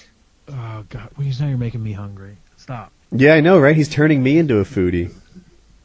A foodie, what is that? Is that Oh, name you haven't create heard the for, like, term? fat people? No, a foodie is not necessarily a fat person, but someone who like savors food and has a higher appreciation for it than others. Like, you know, he enjoys every ingredient Every in the aspect food, of it. every aspect of it. They care about the texture and the presentation and the taste and most people just eat food kind of unconsciously. A foodie, you know, enjoys it in a different way. Dude, I like when the ketchup's warmed. Like, you ever have warm ketchup and you bite it and that onion just pops like, wow. I think you might be a foodie. Yeah, it sounds like you appreciate the details in food. I appreciate the smell of food. Like, I could just sit in like a pizza parlor and just sit there. I used to work at Domino's. All I'm thinking back of in the day. is Ben Stiller in Dodgeball when he's trying not to eat and it's almost a sexual torture in that way. And I think does it happen a couple times throughout the movie. Anyway, there's specifically one scene where he does it, and I'm just thinking of Wings, and he's got a pizza, and he's like caressing it, and he's like describing every essence of how he wants it because he used to be fat and now he's really healthy, and he's like, oh, I want you, and all this stuff, and then he doesn't allow himself to eat it. It's torturous. That's like Wings right now. Yeah. Wings torture makes for some pretty interesting video. I know a lot of people watch PKA just by listening. I hope you saw Wings. I hope you saw him lick his fingers and dream about food. It gives you a greater understanding. Dude, I'm not fucking around with you. I'm sorry for cutting you off. No, it gives you a great understanding of the pull that it has. It'd be All right, cracky Wings, to let's see take how your I mind smoke off crack. food. I can tell you how I love food. Let's He take your tell mind off crackhead like, food. why you smoke crack? I don't know. It just made me feel good. No, dog. Food is my buddy. Food. Every time something bad happens, food's there. Every time, you know, I'm having a bad day, food's there. Every time my sugar dips, food's the one that saves me from my sugar. But the other side, there's a downside of food. I'm pretty much committing suicide. You know, one Big Mac at a time. And I hate exercise, dude. I hate it. Hate it, detest it. I'd rather get kicked in the dick than exercise. Because why? Because exercise hurts. That's all it does. When all I really exercise to is pain. Well, if you're going to do this, that's going to have to change. It sounds like a mother answer. I remember asking my mother one time, like, dude, can we please not like cook fried chicken and bring in like red velvet cakes and whole milk and all this into the house while I'm on a diet? And she's like, I ain't on a diet. Huh. But I mean, it's like true. I mean, if you're going to go do this boot camp for a week, or a month, you're going to have to work out and exercise. I'm willing to do that, but Okay. I'm unwilling to do it by myself. That's the thing. Oh, right. You're going to enjoy the video aspect of this, Wings, man. You need to make a YouTube show, which is like a classification where people can more easily find the other episodes. It'll help with your long tail and your search results. Shit, I ain't got a long tail no more. I think yesterday I had 24,000 views. You don't understand what's going to happen to your channel when you do this month. People... I don't, because, see me, I'm a glass half empty kind of guy. Uh-huh. I always expect the worst. And, like, to me, I'm expecting, like, the videos that are confessionals to do 25 to 27,000 views. They get, you know, better than average like ratings. And then once theoretically, it's over. I come back home and I struggle to do the videos again I've always done.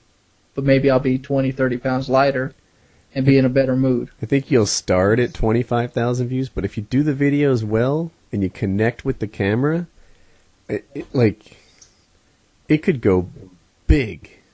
It has the potential, and I don't expect the worst. I prepare for the worst, right? That's just the way I'm wired. Like, I'm always looking out for some threat, trying to counter it and stuff. But this could go big for you. Like that. Remember that pretty blonde girl who's taken a huge interest in you, the one you didn't have time for before the show started. How can you not remember the hottie that is your new fan? Because he did. You know why? Because he didn't even look at her. Let me set the stage. Before the show, there's some blonde chick that shows up that's like... She's Kyle's girlfriend's friend. And she was somebody... I think we talked about her in the Lost 152. And Kyle was like, my girlfriend's friend has heard about you. And now, after hearing more about you and your story and seeing you on the show, she's now she's totally interested in Wings of Redemption. Because Wings of Redemption is an interesting motherfucker. Mm-hmm. And so this girl comes on, and Wings doesn't say two words. She's like, yeah, and she's like, this is the guy. Like, I'm actually face-to-face over Google Hangout. I'm actually face-to-face with Wings. And Wings is like, huh? Yeah. That's how I react to everybody, though. Which is weird. Why is that weird? I reacted to you that way, Woody.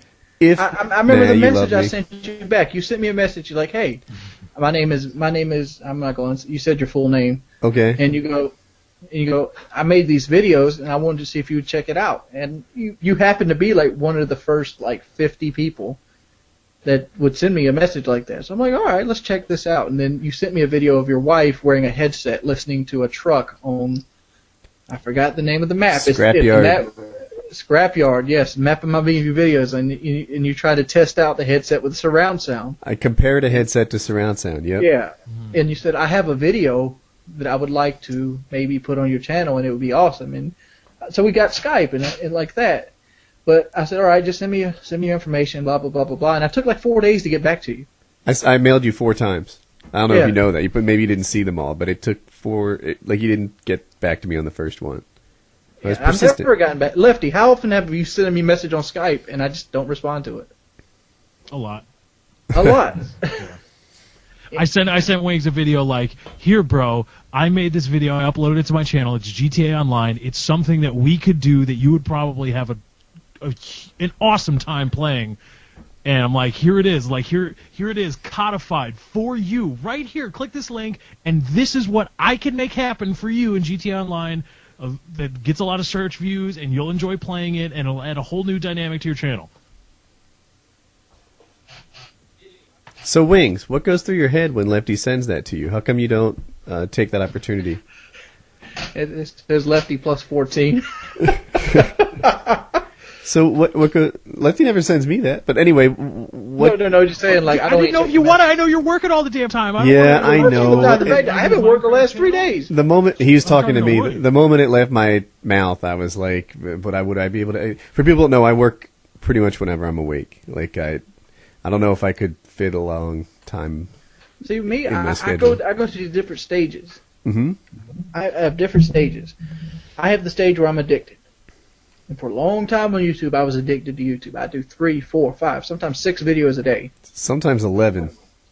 I have done 11. And I,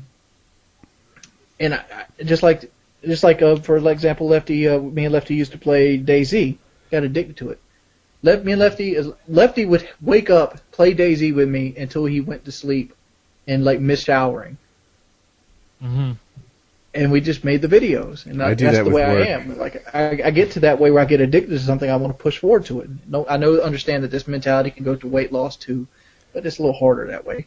But you don't get to choose what you love, though, right? You don't get to choose what you love, dude. I'm doing that now with WoodyCraft. I know some of my subs don't want to hear this. I wake up in the morning, I check WoodyCraft, and I just make it better all the time. I woke up this morning and people are going to fuss over Minecraft talk, but fuck them.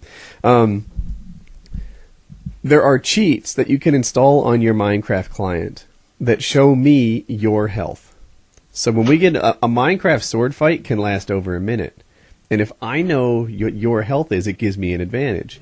And we put out a rule saying, look, you can't use these on WoodyCraft. It's not fair. It gives you an advantage over the other guy. And so many people were like, well, screw it. If I can't see your health, I'm going to start running cheats that auto-health me because you can't catch me anymore. And it's like, well, this is turning in the wrong direction. So I installed a server-side improvement on both our faction servers, which is where a lot of the sword fighting happens. And now everyone can see each other's health. I leveled the playing field. It doesn't matter if you have the cheat installed. I see it, you see it, we all see it, etc. And one of my admins had just spent a lot of time making it especially attractive for WoodyCraft. So I already had a config file that I loved. It's going live on Kit PvP soon. So I took the work that he did, put it on the faction servers, and I felt so good, right? I spent a couple hours on this. The forum praise is going wild. Our faction, I did something nice and customer saving, and I made it better, and I wanted to do another thing. Almost on a daily basis. It's 2 or 3 p.m., sometimes later, before I shower. Just because I wake up and start working on this thing, looking at the feedback, looking at the As you logs. wake up, you want to see the feedback. It's like, oh. But to answer your question, why I am the way I am, laziness. That's not. The reason I Because don't you know- text messages is because I don't feel like writing back to people. But you see, now everything is this pleasure-pain principle, right? So when you see 14 messages from Lefty, you must decide that, like, there's more pain than pleasure involved in getting on top of this. That's the equation that you make, whether you like it or not. You know, take away the Lefty messages, make it eating. You know, you've decided that the pleasure you get from eating is better than the pain you get from eating. Like it's going on in your head. Make it something else that's less important, like washing your truck. You know, you decide to do or not to do that based on what you get and what it costs you. Everything in life is this pleasure-pain sort of balance. If you're watching this, when you do homework, something's buzzing in your head that either the punishment for not doing it is worse than doing it, or I don't know what's going on. Maybe you're just programmed, but all these decisions that you make, asking out a girl, doing your homework, getting your job done, brushing your teeth, everything is just determined by this, I think the pros outweigh the cons, therefore I'll do it. What is going on in your head when you see Lefty hand you an opportunity to, collaborate, make videos on your channel, try a new I can game? tell you what went through my head when you just explained it to me. Okay. Lefty's trying to get me to play Grand Theft Auto again. Did you try it yet? I've played the single player. How much? I'm not passing judgment. You might have played more than me so far, but how much time do you have in the single player? 4 hours, 5 maybe. Oh, well, I would say that's enough to figure out whether you like a thing. I mean, but it's Vice City. I beat this game 12 years ago. Lefty, respond to that. I think that's a gross oversimplification, and I think that just because you may have played the single player and not exactly enjoyed it, I think multiplayer adds a whole new dynamic, because with the free roam mode, it's not the multiplayer from Grand Theft Auto 4. It's not multiplayer as you really understand it. I didn't know they made a Grand Theft Auto 4. I guess they do because the 5 is there, but Wait, you should try it. Yeah, I think your channel will. I bet your subs want to see it, and I think you should collaborate with Lefty. I just Wayne. I'm not trying to get you to do it because I do it, and I'm looking. I understand. Let me you would tell you enjoy a it. story. I think you would. Well, I bought Resident Evil 5. I used to charge for friend request, and I amassed a huge number of Microsoft points through friend request. Okay. This was years ago. This is like 3-4 years ago. I don't charge friend request anymore. I never did that, but I never had a problem with it. I'll talk about that later. I don't want to brust your flow. And the reason I did it was because at the time I had 100 people I had to fill in. I had no clue who to accept and who to invite. And I figured, if they're willing to spend this, they must be a quality person. If this is like $20, you give me 1,600 Microsoft points, you got a friend request. And a lot of cool people came of it, like Mark and Jay. He came on my friends list through Microsoft points. Okay. It's probably a good investment for him. We're talking about Lefty, Grand Theft Auto, friends list, friend request. Oh, Resident Evil 5. Uh-huh. I bought Resident Evil 5 through Microsoft points. Because I never played it. I didn't touch it for 4 years. I played it one time with Redneck, didn't like it. Like, oh, this is garbage. I put it in just the other day, and I've been playing it for 3 days straight. I mean, it's just got to be in the right mood, just like Woody with Minecraft. When Minecraft first came out, he didn't like it. Now he's waking up and skipping hygiene to go play it. And not even play it. Work on config files that make other people playing it more enjoyable. Yeah, every bit of it. It's become a passion for me. It's the right place, right time. And at this point in my life, I don't have a Scarface fantasy. I don't like the series. I don't like where the series is going. It's just like you not wanting to watch Breaking Bad. People bring up Grand Theft Auto 5 like it's the bee's fucking knees, like it's the best thing that's ever touched video games. That's fair. And I don't like it. It's boring. It's repetitive. And I played this game when it was Vice City. I played this game when it was Liberty Stories, and I played this game when it was Grand Theft Auto 3. This shit was my high school, and I didn't like it back then either. Are you looking forward to the next COD? No. I go back and forth, man. I don't know. There are days where I'm like, oh, new COD's coming. This is going to be awesome. And then there are days when it's like, this is just the year that COD faded. Did you see the 9-bang? Have you read up on it? The 9-bang? I don't think so. That thing's going to be so annoying. It's a flashbang plus EMP grenade. They'll balance it. Yeah, sure they did. They balanced the EMP grenade well. The EMP grenade doesn't bother me that much. You just lose your minimap for a second. Oh, you know what? Second, 14 seconds. Yeah, whatevs. Getting EMP doesn't bother me too much. I don't know. I guess I'm more competitive, and the fact that I play Elite Play is annoying as shit with hard points. You know what I want? I want to change my kill streaks mid-game. You know, if I pop in that game, and then, like, let's say we're playing Slums, and right off the middle a bunch of EMP drop on me, I'm like, damn it, I'm running Sentry Gun. I want to change this up. You know, you don't have any ability to adjust, really, for the game. And yeah, I understand. Or let's do this. Maybe I'm running like something that I don't really run high kill streaks very much. Let's say hypothetically I'm running like Dogs, Lodestar, and something else, Swarm. And then I realized this is a competitive game. Swarm mostly helps you win games that you were going to win anyway, right? If you're dropping swarms on the other team, it wasn't a close one. You don't see any MLG guys running swarms in MLG games. You know, if it's competitive, they run the lowest stuff they can run. That's what they always do. Because it's hard to drop, you know, even a helicopter when the other team is good. So if I bump into another team and they're awesome, I would love to adjust my kill streaks. You know, instead of, like, most YouTubers will just leave the game if the other team is good. You know, it's perfect. You save time, you ruin your own matchmaking stats, you know? Like, if I bump into a good team and beat them, I'll bump into more good teams. If I bump into a good team and quit, then all of a sudden, you know, the matchmaking system will tell me that I should find even worse players. So that's what most YouTubers do. What I'd like to do is lower my kill streaks and carry something. That's what I'd like. But is that reason? So I brought a 14 win loss for a long time in Black Ops 2. Every game was a grind. Yeah, you know, if it helps you a lot.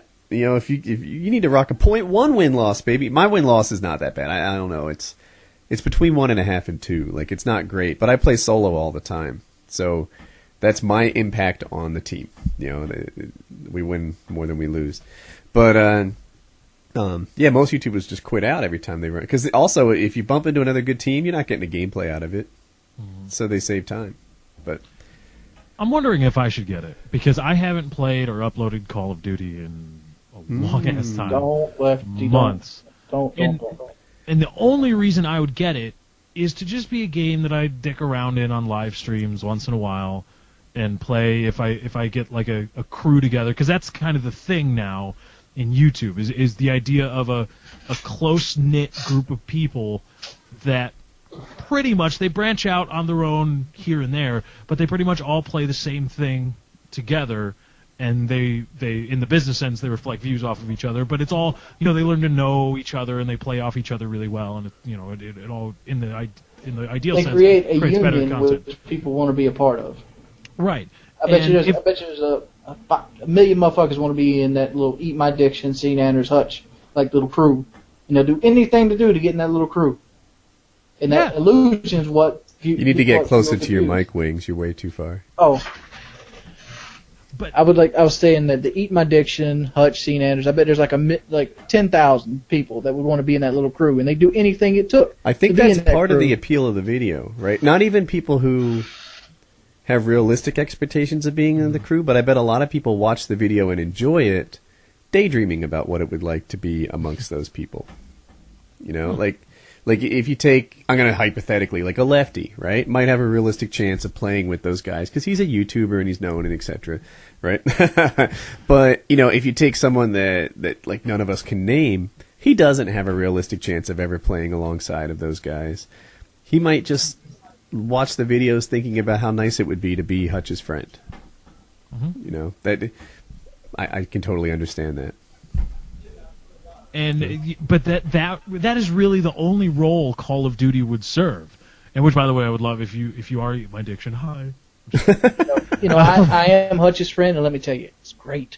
Every time I have like a big dick question, I ask Hutch.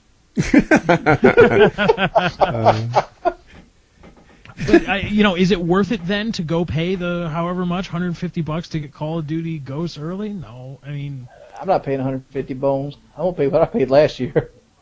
What'd you pay last year? 80. 80, yeah. Really? Yeah. Oh, man, but I don't want to drive it. I forget the prices I've paid.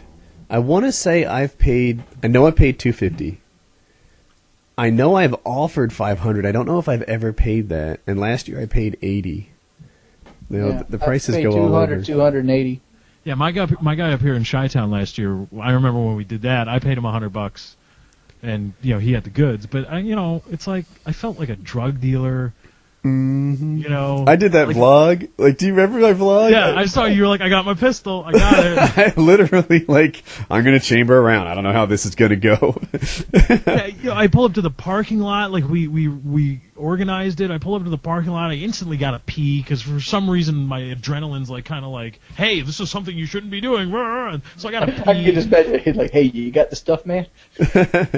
How'd you initiate it?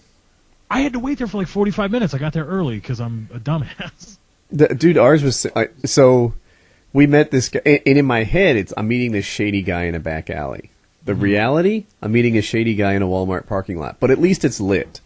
And he pulls out, and he's got like long hair and stuff. And in my head, I was worried he was going to be like some muscled up gangbanger kind of person. I don't know. That sounded like I said Why he were you wasn't. stressing? There was 3 of us.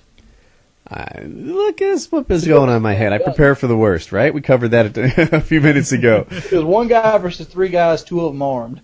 We were good. No way you looked at it. Yeah, we were pretty good. So, and then when I saw him, he did have long hair, but he was almost like a gentle-hearted stoner kind of guy, right? Is that how you describe him? Yeah.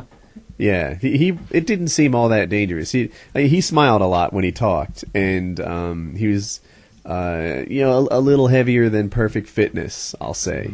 And he was just kind of a guy was down on his luck trying to make some extra money. This is a guy who's had some munchies, who's got long hair. I don't know. Did he have the Rasta like knit hat thing on, or am I crazy? No, he had a hoodie on. He had an Eagles hoodie.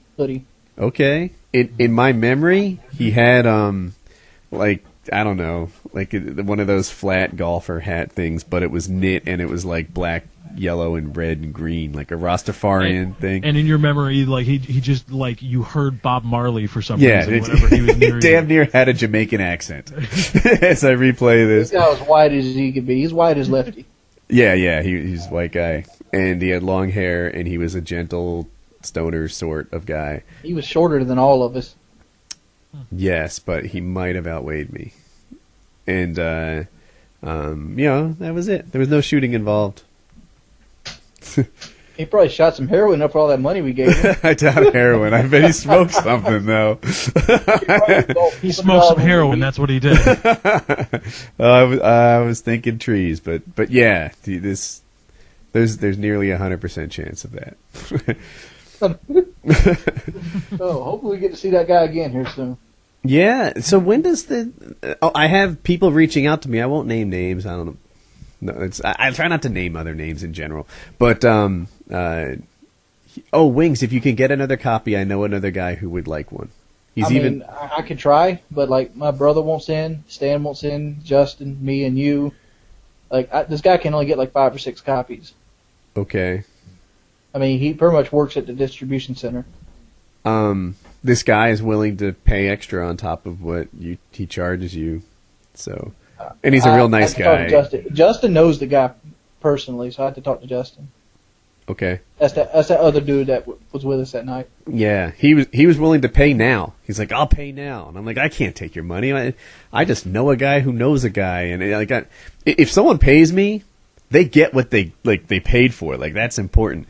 I can't take his money. Sponsors for PKA. Heather at WoodyGamertag.tv. Woody's we're only Gamertag, 2 hours in, but is it too late to talk about our sponsors? I don't understand. What did you want to talk about? I think we should give them a little more. Really? This guy paid for a quarter show, or half an hour or something. I understand that, but like maybe when you put your money up to be a sponsor, maybe create like a 2-minute video that highlights yourself, and we slap it in on the front or on the end or front of the video of PKA or somewhere in the middle. Sell yourself a little bit better. I could see doing something like that. We could have a price for it. Yeah, just get a little more bang for the buck. I mean, we'll work out a little pricing structure for that. I'll take it offline.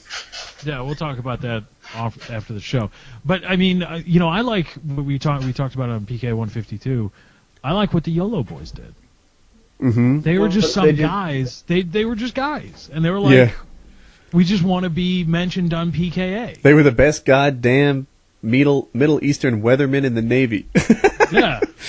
Saudi Arabia's got a high pressure system. They're telling you about it. They were cool. I like them. And there was one who wasn't as big and buff as the other two, and in the entire promotion we never referenced his sex. It was there's 2 cool guys and then another person as well. And the androgynous one in the middle or whatever. The Yellow Boys were fun. They were fun. They were good. So we can do that stuff too. We could do that.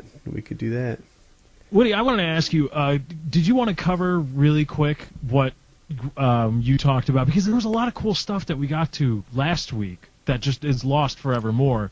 We were nice about the subreddit and we were. We had a request for the subreddit. Oh, we did? I was totally... Oh, that was one of the things I was missing. You know how when you hover your mouse over the Reddit alien, it says "fuck Kyle"? Oh, yeah. Yeah, dude, I really want that. I want it... If you hover your mouse over me, it should just shout out coupon codes. WoodyCraft.net, Netflix.com/Woody. It should... Kyle is gold. I'm gonna put coins. mine in. I would like mine to say I'm going to lose weight next week or something, or tomorrow. All right, Lefty, what would yours say? What should your Reddit alien say? My little alien. Oh, geez, like and favorite. Like and favorite? Because I'm always quick to be like and favorite. Hey, help out. That helps out. But I'm talking about the Minecraft thing. People do it from time to time where they just chirp at you about bringing up the Minecraft client during they were off target on that. Yeah, I mean just to let people know, because I think I commented on the PK 2 weeks ago and tried to fan some of the flames, but Woody's not playing PKA idly while we're recording the show. Minecraft. Yeah. No, people had this. I said PKA. Yeah, it's okay. Yeah, people had this idea that I was playing Minecraft on the show, and the reality is I had a little sysadmin emergency during the show that I had to take care of. I work all the time. There's always something to do, and I think one of the game types went down. I had to quickly address it and get it cooking again. The notion that I would somehow play video games during PKA, it almost I'm over. People chirping at me, hurting my feelings, but it was how dare you accuse me of that? I take PKA seriously. I Who does this bullshit right here? Oh wow, they didn't even fill it back up? Oh wow. So people you live with got some splaining to do. Who puts an empty fucking goddamn thing back in the refrigerator? You got to fill that back up. If you kill the Joe, you make some Mo. That ain't you, baby. The rule is this only makes 7 cups of water. Mm-hmm. It's a filter system. The rule is when you pour a cup, you fill the blue thing up. Mm-hmm. That's the rule. Oh, it rhymes. You fill the cup, you pour a cup, you fill the blue thing up. Mm-hmm. Yeah. And somebody even did this for about 6 times. Yeah, right, because it takes a while to filter through, right? It's not like an immediate... Yeah. Yeah. But, you put it in the refrigerator, it's cold and filtered through by the time you want you another glass. So we were talking Wings while you were gone. The idea that I would play Minecraft during PKA is insane. What I would do is deal with an emergency during PKA, which is what actually happened. Why don't you play Minecraft during PK? Dude, I've never played games during... We're 152 with a couple lost ones mixed in. I have never played games while you guys were talking. Not once. Why not? And it's... Because it's bullshit. I'm here to put on a show. Like, I pay attention to you guys. The premise of this show originally was just be guys hanging out. I wouldn't do that if we were talking on the phone. Like, I pay attention to the people I'm with. And I think... You never drove your car and talked? I tend not to. If you drive your car while you're talking to me, it's not going to be a long conversation, that's for damn It's sure. also kind of dangerous. I've had 2-hour conversations with you while I was driving my car. Yeah, I was being kind. I don't like that shit. I want your full attention, or I'll wait till I get it. That's how I talk. Maybe it's too old school. Maybe it's because I'm 7,000 years old. But I tell you what I don't like. I don't like a motherfucker be texting while I'm trying to talk to him while he's in the same cab as me.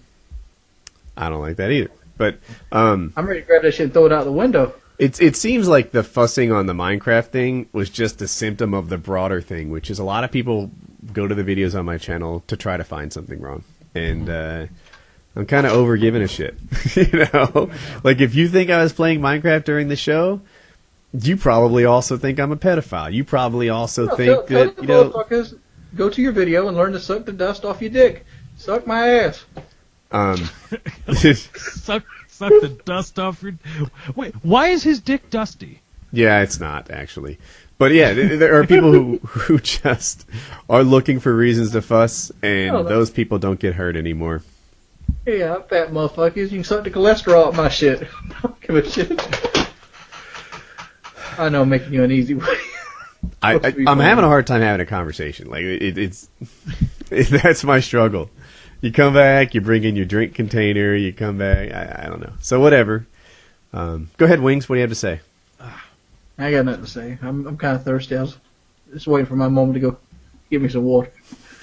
Wait, why can't you go fill it up right now? I am going to go fill it up right now. I just thought I wanted to point it out on the show. Like, this is not what you do. This is improper etiquette. No, that's bad. That's bad. Especially when the bitch is empty. Briticate. Leave it on the counter. There you go. At least so I don't have the image that I might have a tasty beverage waiting on me, ice cold in the refrigerator. There you go. It's bad Briticate. Bad Briticate. Don't do What that. does Briticate mean? It's a Brita filter. Yeah, it's Brita and etiquette and Brita together. Briticate. Or it's a Brita type filter. It may not be Brita. What is it? What is it? Pure? It's pure, yeah. Pure. Oh. Pure. Damn. Well, just tell the show that it's a Brita filter, please. Just so that my cleverness works. Wings, go fill up your damn thing. Okay. Get some water in you. Hey, you know what? I will talk little bit about him behind his back. I'm proud of Wings because you know what? Joe Lozon, I almost said Joe Rogan. Joe Lozon told him you got to stop drinking sweet tea, and what does Wings eventually do? Yep, I noticed that too. Yeah, he's actually genuinely drinking the water. So that's why you got to be when this boot camp thing actually happens. Everybody watching, you got to. I mean, he's really pumped about this, and it's awesome that he's so happy and so excited about it. Help support it when it goes off, please. Thank you. Well put. Well put. So, dude, Watch Dogs is delayed. How are you feeling about that? I was interested in it because I was interested in the premise of it, and it kind of seemed like a modern-day Assassin's Creed to me. Like if Assassin's Creed were always set, because I know they like flash forward, or it's actually the entire game's like a flashback or whatever, but it seemed like if an Assassin's Creed game were entirely set in modern day, that would kind of be it. And I was like, oh, it's kind of cool. There's the free running aspect and the gunplay stuff, and it looked really good. But yeah, delayed till the first fiscal quarter or second quarter, spring whatever. of 2014. Ugh. Dude, they've screwed up with that. They started pimping that game in 2012, EA. Like, it got a lot of attention at the show. And then 2013 EA, everyone was like, is this thing coming out? And then it's supposed to be holiday season 2013. Now they're dropping it next to Titanfall. Which game? Watch Dogs. And it was supposed to be a launch title for the PS4. That was one of the things, that it was supposed to drop as an exclusive for the PS4, wasn't it? Was it a PS4 exclusive? It was for like a month. It was supposed to be out for the PS4 for like a month. And it was I saw images for launch bundles. Maybe those were just clever Photoshops. No, that's a real thing. I remember when I chose mine. I might have even been the one that I chose. So, how do you, what is Sony saying now? Like, what happened? I'm sure there's probably language in the contract that secured that, but wow, you had exclusivity on a huge and up and coming huge next gen console. When who's behind Watch Dogs? Is that Ubisoft? That's Ubisoft, isn't it? I want to say. Yeah, I'll double check. But whoever it was, they must have been going crazy when at E3 Sony had that awesome press conference where they pantsed Microsoft on the whole on the used game issue, because I mean, like it or not, they got pantsed, and absolutely, the internet exploded without a doubt, with Sony support. And so if you've got a launch title secured exclusive on a console that all of a sudden is, the baby face of the gaming community, you've got a license to print money. And oops. It is Ubisoft, by the way. Okay. And dude, Microsoft got so beat up. And I think some of it was unfair. I know people say I'm an Xbox fanboy, but there's no doubt that that's what happened. There's no doubt that what happened was Microsoft lost the people. They won the gamers. Not the gamers. They won the game developers, but they lost the people. And we'll see how this goes in the long term. Do you feel like it's still as lopsided as it once was?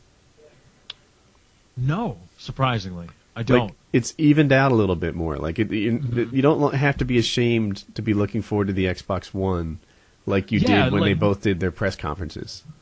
Right, because when Microsoft, when there was that whole dichotomy of the Sony is gamer / used game friendly, or whatever they were trying to make themselves look like, and Microsoft isn't, everybody was talking about that. But then Microsoft said, okay, well, gone, poof, all this stuff, we're going to be essentially basically like the PS4 now, and all of these things that you were upset about, and then everybody just kind of stopped talking about it. Yeah, they're definitely not winning. I don't know what the numbers are for pre-orders. I know they're probably not talking about them. But I still think it. But if I were to throw out numbers in terms of like internet favoritism, it went from 90-10 to like 60-40. That sounds fair. I mean, something like that. Still PS4 favor, but close the loop a little bit. And I'm a nerd. I don't want to lose my gamer score. You don't. Well, you probably knew that, but if you stay with Xbox, I was saying, I play Xbox now mainly. I got 30,500. Fanboy, oh my God, why you lick their ass? I'm sorry, I thought it was a sub. Carry on. Oh. I just preferred to play it. I mean, I could play games and talk to other people, and this Xbox Live worked better this generation. Wait, worked better? That's not a proper reason to prefer a platform. That is. I mean, I started out on PlayStation this platform. I bought the PlayStation 3 out of favoritism because I like the PlayStation 2. Mm-hmm. I waited for the PlayStation 3. And then I got the PlayStation 3 and the shit sucked ass. You couldn't even add a friend without leaving the game. It got a little bit better, but still, the menus are slow. The interface has never changed. I mean, the longer more people sending you invites, the slower your shit gets because it has to load everything with 0.5 RAM.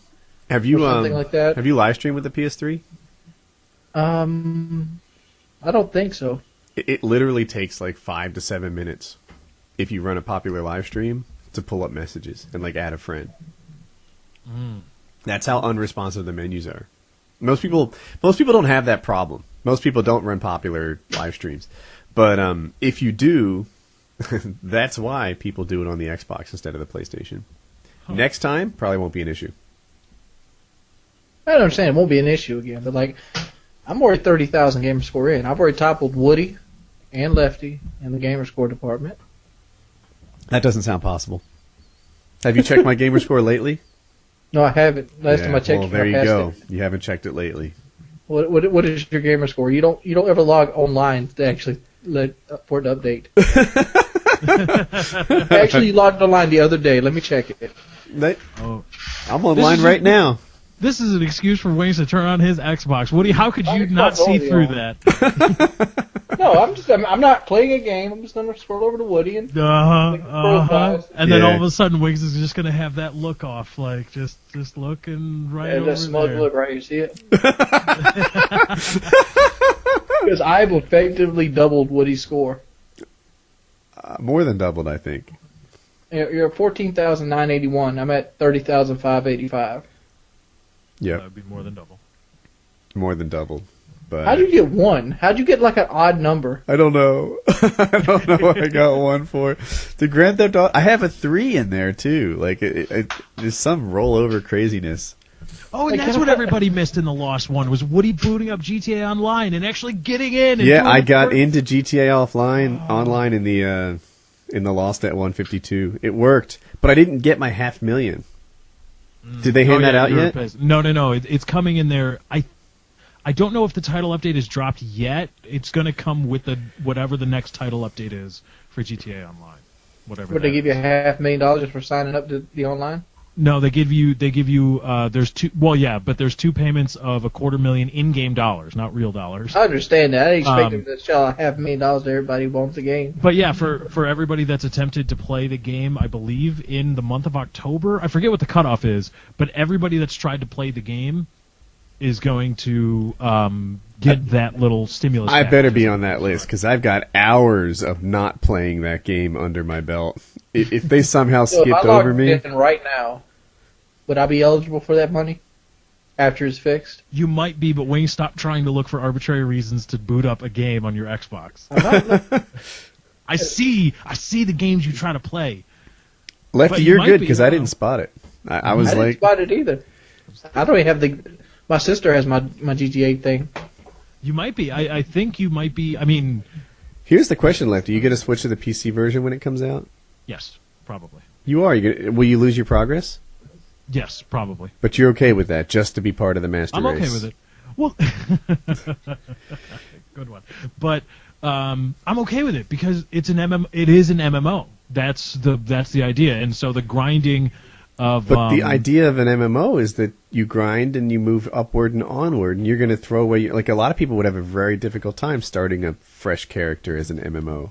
No, I'm okay with that. That's the fun part to me is like, you know, and now everything's going to be, the payouts are going to be balanced, because really right now what people are finding out, because you were able to use the replay option to replay missions, which are just like quests in an MMO, you know, frame of reference, you were able to grind those missions, and the payouts weren't entirely balanced.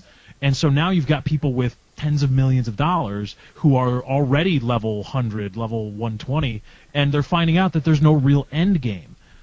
Rockstar hasn't really gotten to the end game missions yet, like the heist. You're going to be able to do cooperative heists at some point, and those haven't been rolled out yet. The stock market hasn't been rolled out yet. None of that stuff has. You've got mid-level, decent mid-level content, but even that's not fleshed out all the way. Once you hit to level 50, 60, you've got like 1 or 2 missions that you can do that are really worth your effort. And so giving up a character now or in the coming months isn't really going to be that big of a deal, and it's fun for me if the payouts are balanced. And, you know, if I'm live streaming or whatever and playing with friends, and it's like, oh, we got to do this mission because I want to buy, you know, this car, or I want to upgrade my player's apartment, or, you know, I want to buy a new jacket for the player, or get a new haircut or something. It's fun. So the grind is both real and fun. So I can accept it. Yeah. Giving up a new character. Plus, that game in 1080 with draw distance and a super high frame rate. Oh, come on, that's going to be amazing. Lefty, you seem like you value the graphics way higher than you should. You know, it's funny. I go around on that too. I'm sorry, Lefty. I know he was addressing you, but look, I'm playing a lot of Minecraft lately, and here I am talking about graphics. But graphics matter too. They're a part of the experience. You know, and the one thing that people don't talk about very much is sound is part of the experience. I appreciate when people do that. I have a hard time picking. They're both big, right? And I think most people don't pay attention to the sound that much. You know what? Medal of Honor has good sound. That game had amazing sound. It wasn't as useful as COD sound. Like, COD sound is real directional and you hear it from a good enough distance. But it was immersive. And I was like, wow, this sets a new standard. But yeah, graphics and sound, those stuff matter too. And I don't know. It's okay if they matter to you. Well, like, you know what it is? I'm having a hard time being a PC gamer. PC gamers hated me for so long. And I was indifferent to them. I had this idea that it was trouble, and it is troublesome. There is configuration. I was messing around with config files as recently as yesterday, you know, trying to combine my mods in my Minecraft client to show armor and potion effects and Optifine zooming all in one. Anyway, in the console, that stuff never is troublesome. But there's something fluid about a PC game. There's something fluid about that high frame rate. Did you see the NVIDIA announcement today? I heard G-Sync? Yeah. Dude, I want that immediately. There's a monitor for sale with it now. Does the 680 have it? I'm about to drop 3 new monitors. No, wait, I know. And then I don't know what the G-Sync is, because I heard about they were talking about some program that they're going to be releasing. They've worked with Twitch, and which, by the way, that's another topic. Twitch TV is absolutely freaking killing it. But NVIDIA said their program is going to be compatible with streaming to Twitch TV, streaming PC games. And that was the announcement that I saw. So what is G-Sync? Well, I want to know more about yours, but I'll tell you more about mine. So you probably know what screen tearing is because you're a PC gamer, but I'm going to try to explain it for people that don't. Right now you're looking at Lefty, right?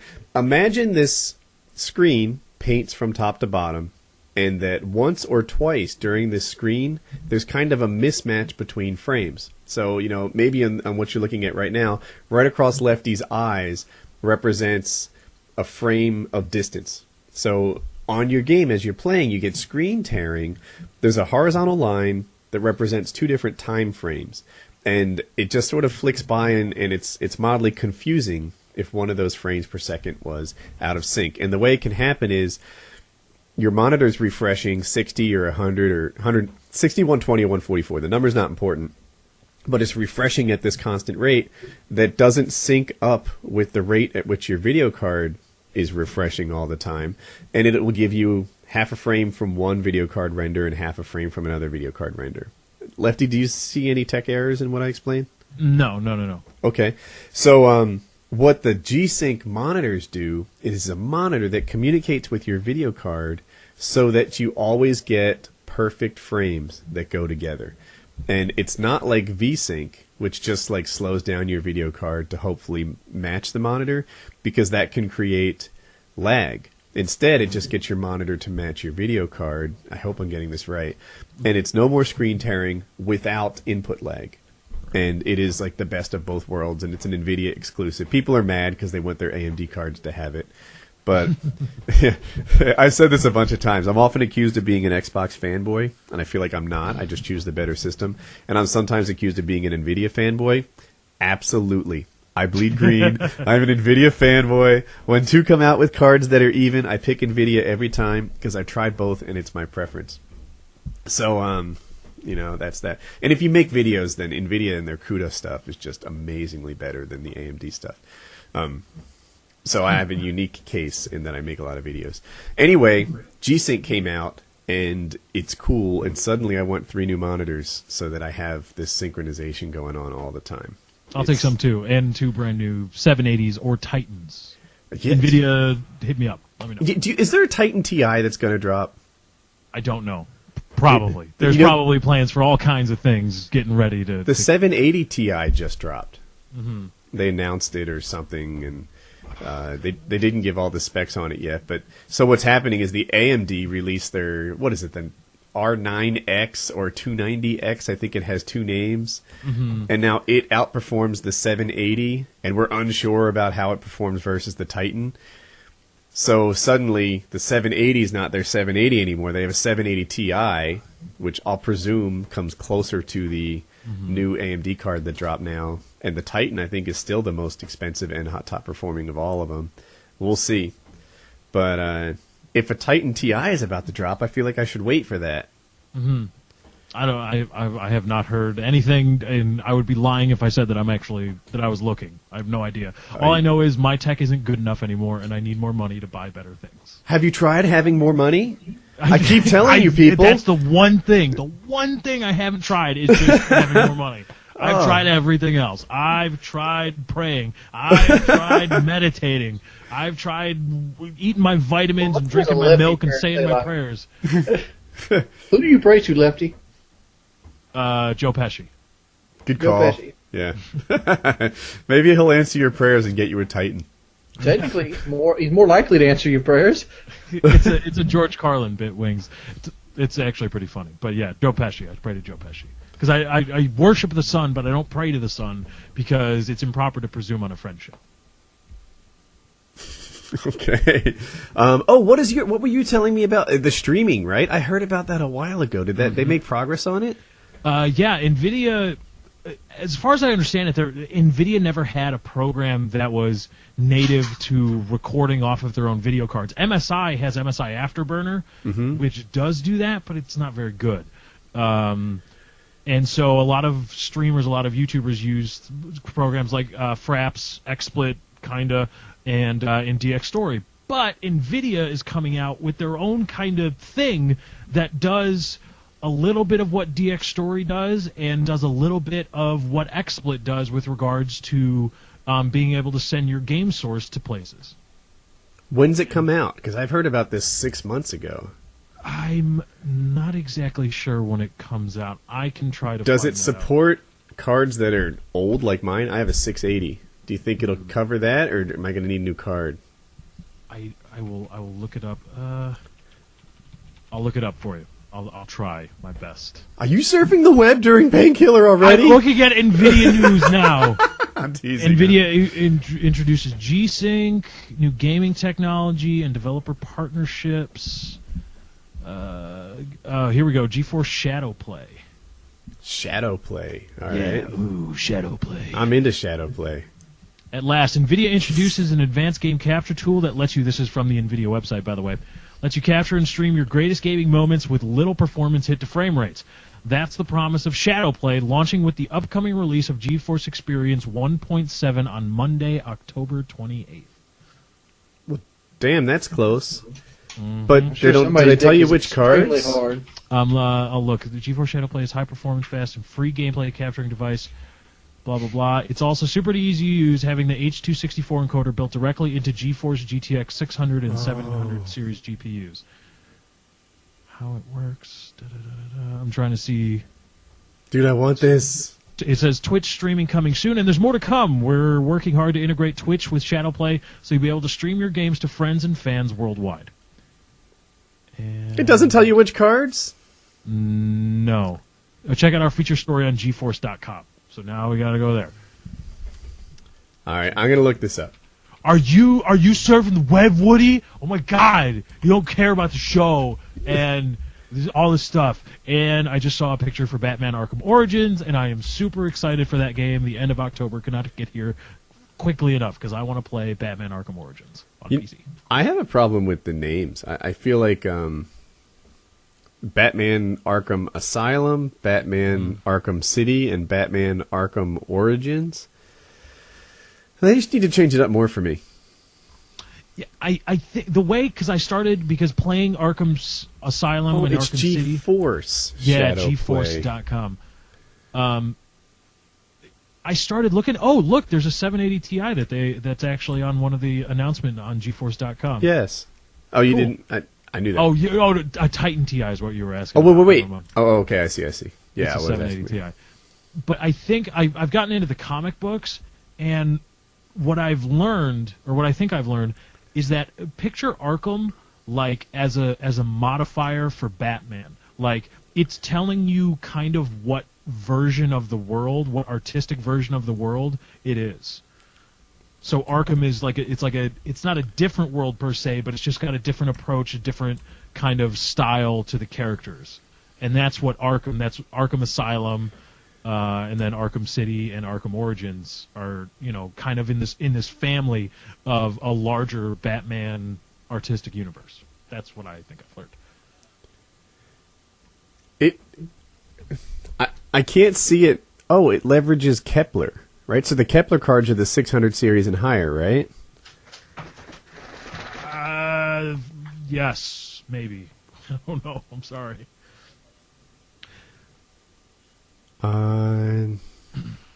There's someone out there watching this that knows this perfectly, and they're like, why is it taking him so long to figure this out? But I think the 680 is Kepler, and it'll work. I hope. I hope so. So that'll be interesting to see.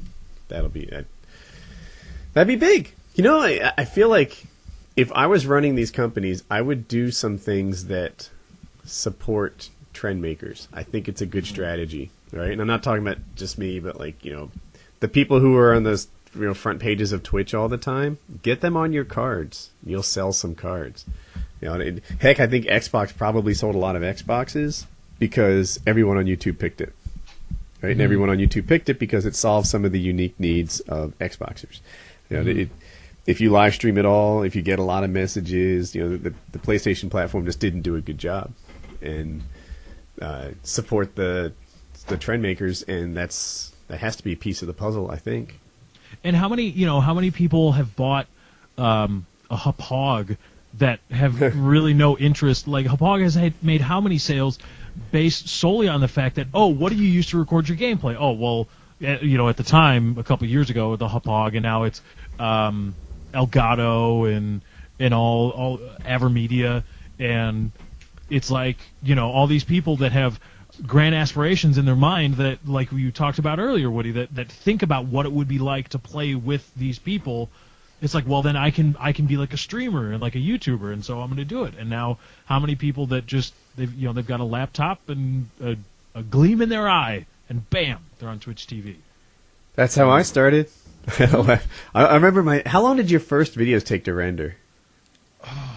55 minutes. Really? Mm-hmm. 8 hours. It would be roughly 8 hours to render for me, and roughly 8 hours to upload. Why would it And take you that long? what's that? Why would it take you that long? Well, I mean, partly we're talking about hardware from 3-4 years ago, and then, to be honest, I don't know what my render settings were. That maybe there's something to learn from there. Mine but was 45 minutes.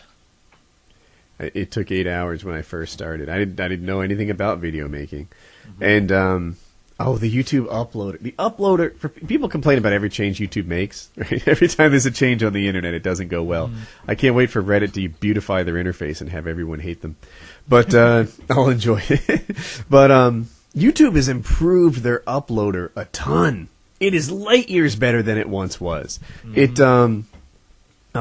now, like, I've literally uploaded videos on cruise ships off the coast of Africa, on satellite nonsense stuff. 45 minutes of downtime. It just picks up where you left off and keeps going. Your video will get up. What's that? They used to suck. They used to It would suck fail at 99%, and then you had to redo it again. all the time. And I missed the bulk uploader. That thing kicked ass. Oh yeah. How did the bulk uploader work? It was like a really all it was just text, and it'd give you a percentage of how much your video was uploaded. It was great. They still have a thing where you can upload multiple videos, right? You just Yeah, but you got to go through the description. You couldn't do the description or anything in the bulk uploader. You just put the title and clicked upload. This is before. Well, tags have always kind of been there, but I don't remember tags being a big deal back before. Like it used everything from the title. I still don't know how tags work. I still don't know. Sometimes it seems like the tags don't get any attention by the search engine. Sometimes it seems like they do. But yeah, the uploader's gotten way better, and it's helped things out a ton. The sub box has gotten way worse. Yeah.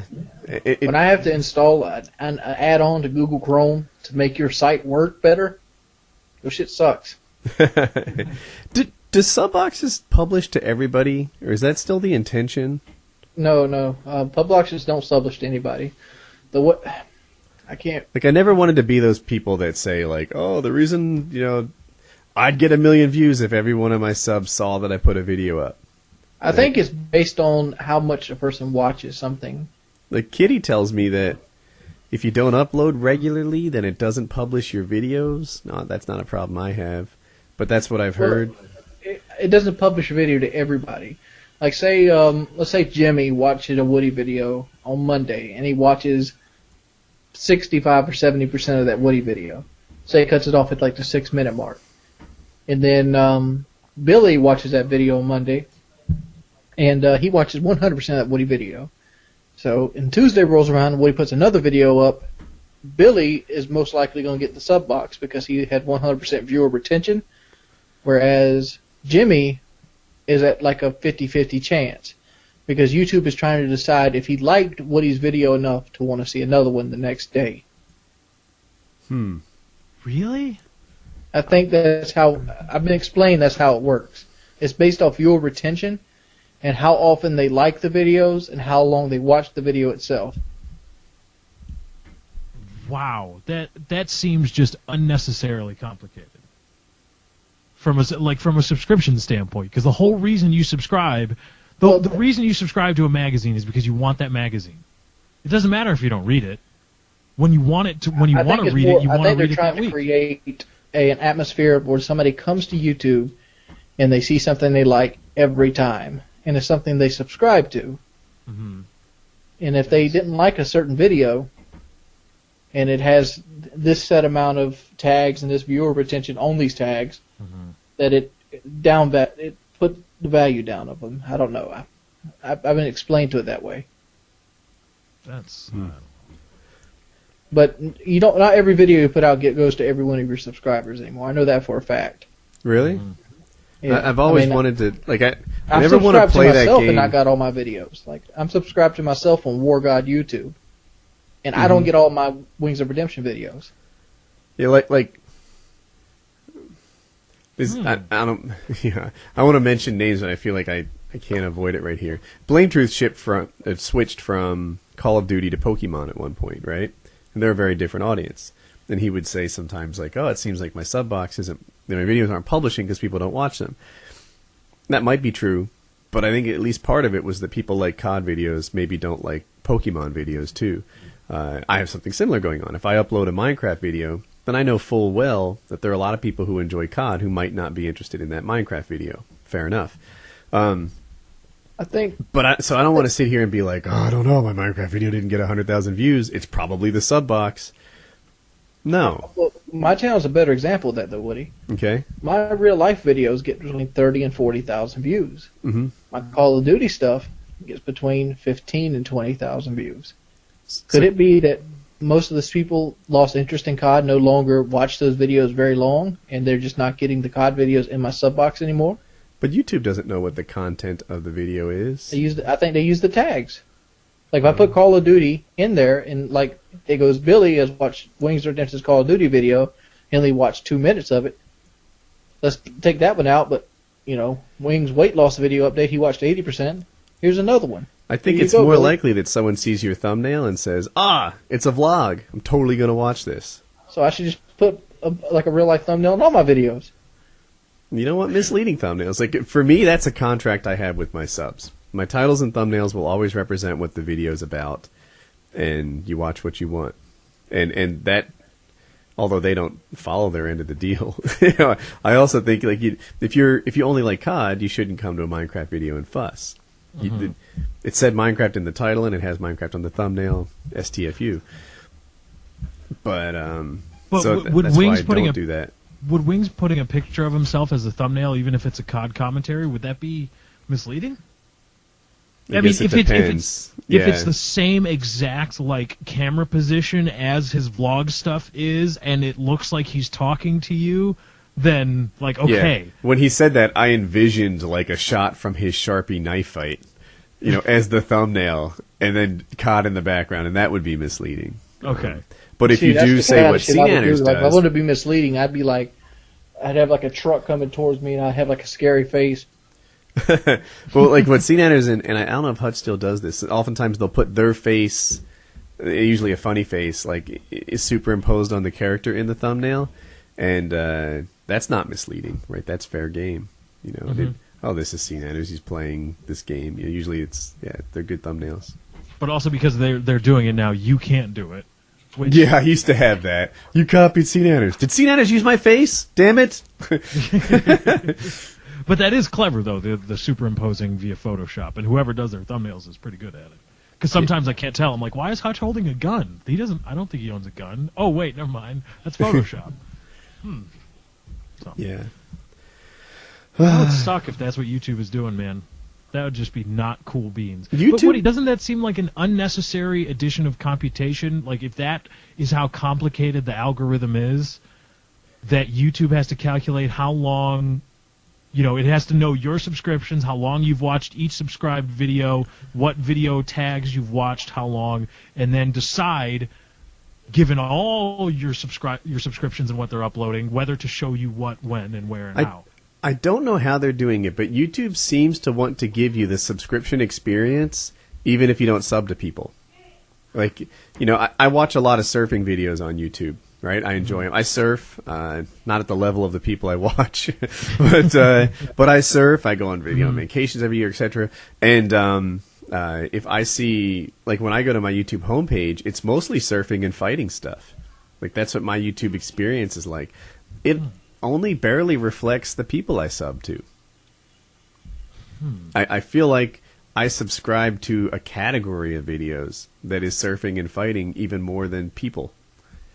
So that's my YouTube experience now. I don't know how they're doing it or if they intend to do that. Are they trying to minimize the value of a subscription and maximize the value of a topic or an interest? Does that reflect what you're seeing with your GTA 5 stuff? Maybe you're experiencing the success you have on that because, someone watches a GTA 5 video from, I'll make it up, PewDiePie, and they're like, oh, you like GTA? Here's another one from Lefty. That's true, but, long tail views based on search results have been a YouTube mainstay since I've been in the game. There were people getting big on Let's Plays well before all this stuff. Search views, long tail, all that stuff. I don't know, maybe. Yeah, I don't know. But I feel like long tail used to be the boxes that pop up on the end of a video. They'll like divide the video into 9 and whatever's recommended you might watch with the right hand of the screen. Now long tail's the homepage. You make that and you go big. So that's a thing. That's the business of YouTube. Yeah. And Twitch is killing it. You said you wanted to talk about that?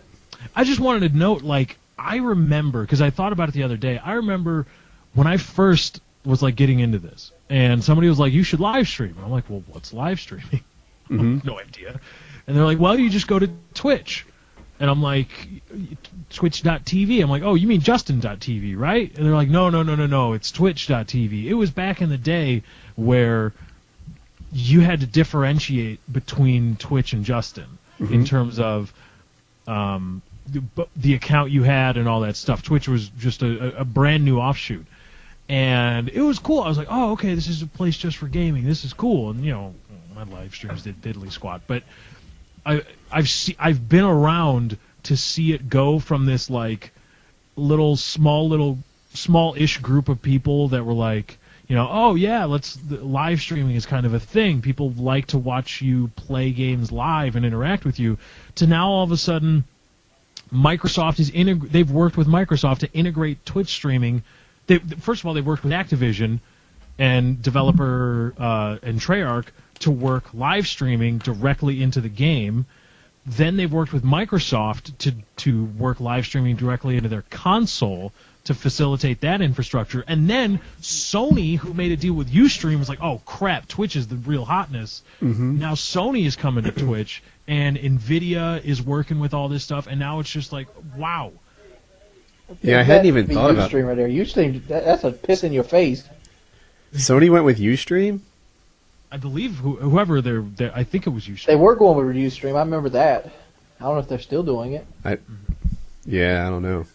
I remember seeing an official communique from Twitch, though, that they are in contact with Sony to bring a similar thing to the PS4. I think that's a thing.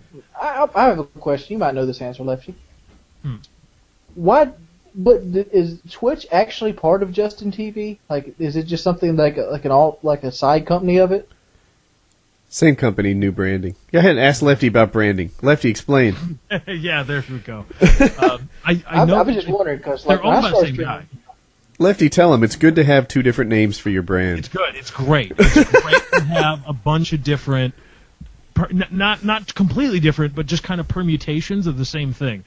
People are so good at keeping it straight in their heads, including I you. was just wondering because like when I started streaming, I started streaming on Justin. I mean, PKA started on Justin TV when we did live. I remember when Twitch was invented, we didn't want to go. We're like, I don't want to go to that one. Who's on it? It's brand new. The viewers are on Justin. Not anymore. I don't even think that. Like, we didn't feel like we fit in on Twitch because we didn't really do gaming. I remember we had to start. They required us to put gaming on it for a while, didn't they? Right. So yeah. And like eventually they dropped after we talked to them. I don't know. They still want us on Twitch. You know, if we wanted to live stream, PKA would be welcome on Twitch. Which, it's not their normal stuff. I don't know. We should call it Grand Theft Auto. We can just, split a hooker every show. And then we'll fit right in. Oh, I need cheap hookers now. I don't have that. We'll split them. It's movie good. theater money. Oh, yeah. I'm like $30 deep now. I got $30. I want at least a $150 hooker. Well, then you're going to have to rob a liquor store. We're going to need a guest. Well, it'll be 5 of us. There you go. Get an SUV. What's the difference between and a hooker. I wonder what a $150 hooker looks like. I mean, Lefty? you said the ones y'all looking at would they have dicks and shit. They were like $2,000. I don't want my shit with a dick, and I'm paying like a 15th of that. I think you pay more for the dick. Well, it is more material. I don't know. So this is old. This is back in the 90s. But a friend of mine, his brother was a cop. And so my coworker's brother was a cop. And I asked him, what's the worst neighborhood in Philadelphia? And he says Kensington and Arlington. The corner of Kensington and Arlington is the worst place in Philadelphia. And I was like, how bad is it? Because, the way I'm wired, I don't really get bad neighborhoods. I don't see... Like, people are like, whoa, this place is dangerous. And, it just seems fine. Like, the grass is green, one-story brick homes with chain-link fences. Like, yeah, my grandmother was a place like this, But other guys are like, this is clearly the hood.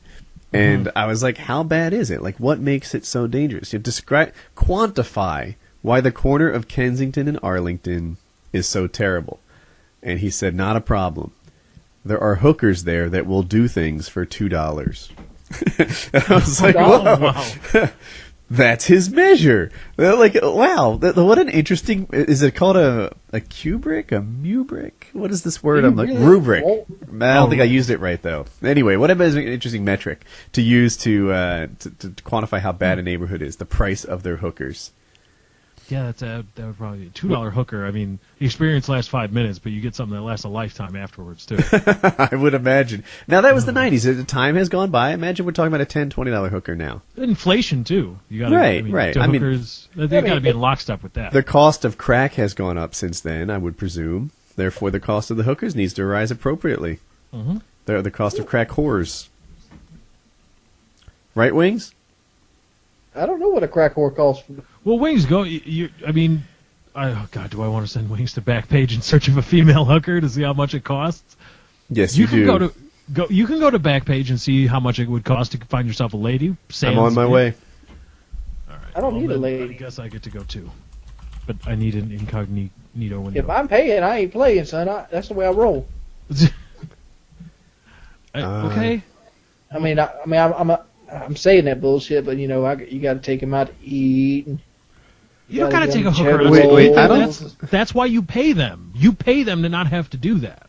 Yeah, but see, It's like a My buddy- convenience store for sex. Wings is such a provider. He's like, yeah, I'll still take him out. Mm-hmm. no, I'm not. Shit, I'm not taking a crack whore out. What the fuck is that All talking right, about?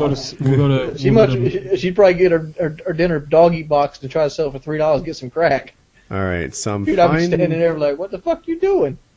I'm grabbing a girl. I'm looking for an image here that looks real. Here's a girl. I believe this to be actually her. Some of these people look like models, and I don't always buy it. I'm like, I think they just grabbed a pretty picture off the Oh, internet. Wings, this one's perfect for you. We gonna leave some links here? Yeah. I got you. I think I won't got you. All right, what do we got here? Let's These see what don't we have got. prices. The $50 in-call special, like Courtney. $50 in-call special. And she is like perfect body type for you. I think that's what you're into, right? You'd hit that for $50. I want to see this link. This girl's big but not huge. Yeah. You see her every day. Oh, she's about 200 pounds. She's 27 years old. I wonder it's an why experience she's you'll never pouring forget. herself out, though. That's the question. Ask about my 2-girl special. Oh God. Big girls do big things. I don't know entirely what that means, but okay. Imagine With getting Wings, lost you're in always my doing a big thing. the thick six. Imagine getting lost in my captivating eyes or running your fingers across my soft, silky skin. Too bad I don't get to see your eyes in any of these pictures. So. This is the different. This isn't Courtney he's talking about. Only Yeah, thing you no. see on Courtney is Oh. a butt, and she has a standard fat girl butt. You bend them over.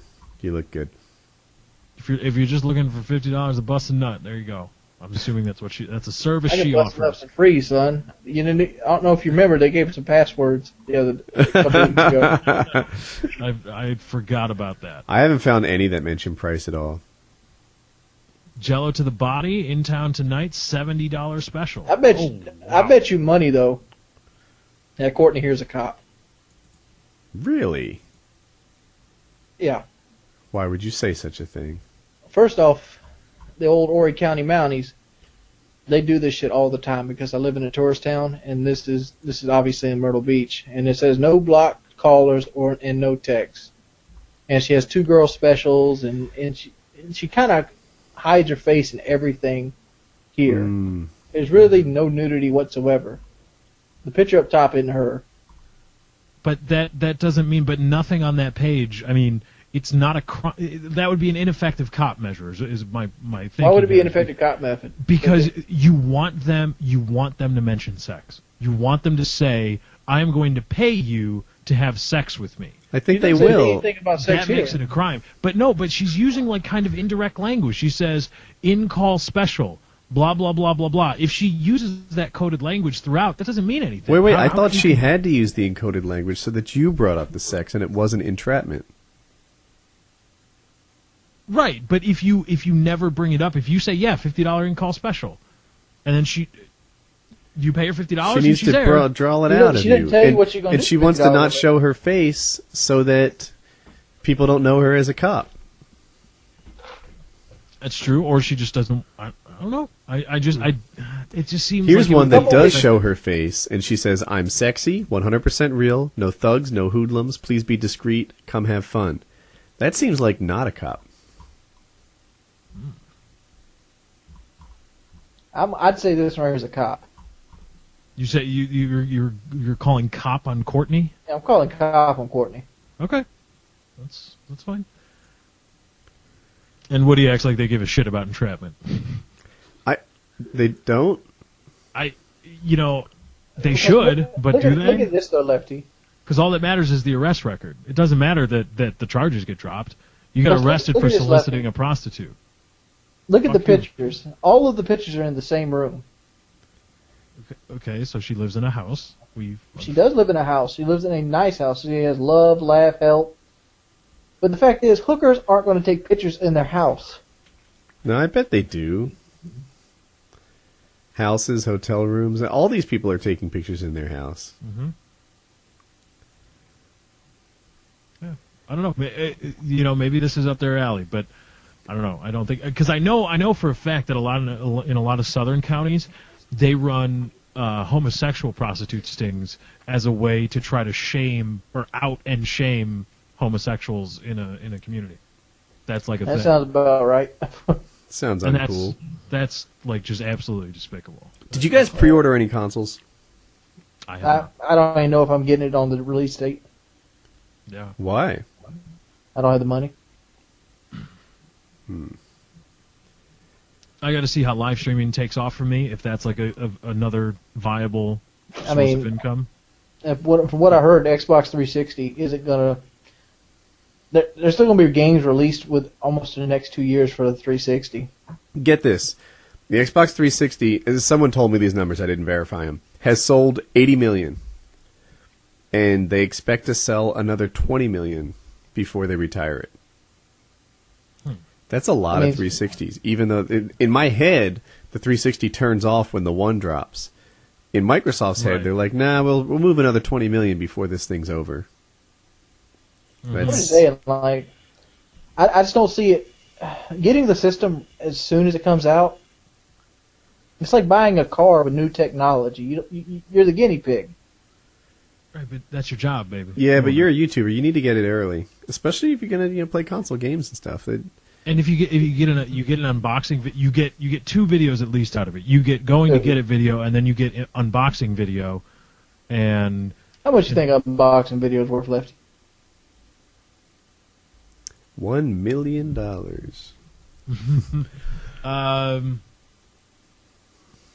over the period of a couple months, probably 100,000 views at least Really? Yeah. for What channel, world are for you channel living like in? Wings.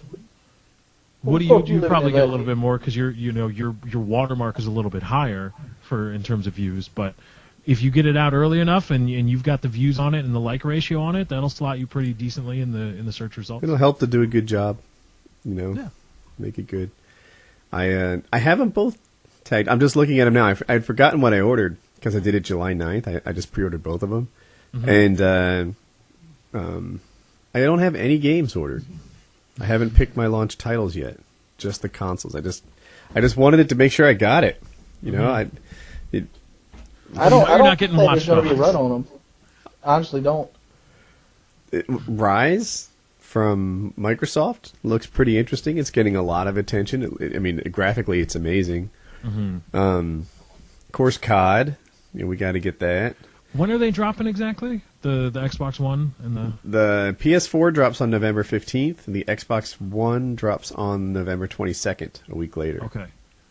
All right. And Ghosts comes out I want to say... third. I heard the third, The fifth. 5th.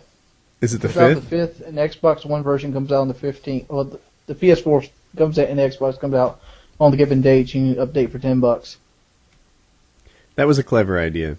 I was wondering how they were going to do that. I did a video on it. Do you think they're going to double the sales figures?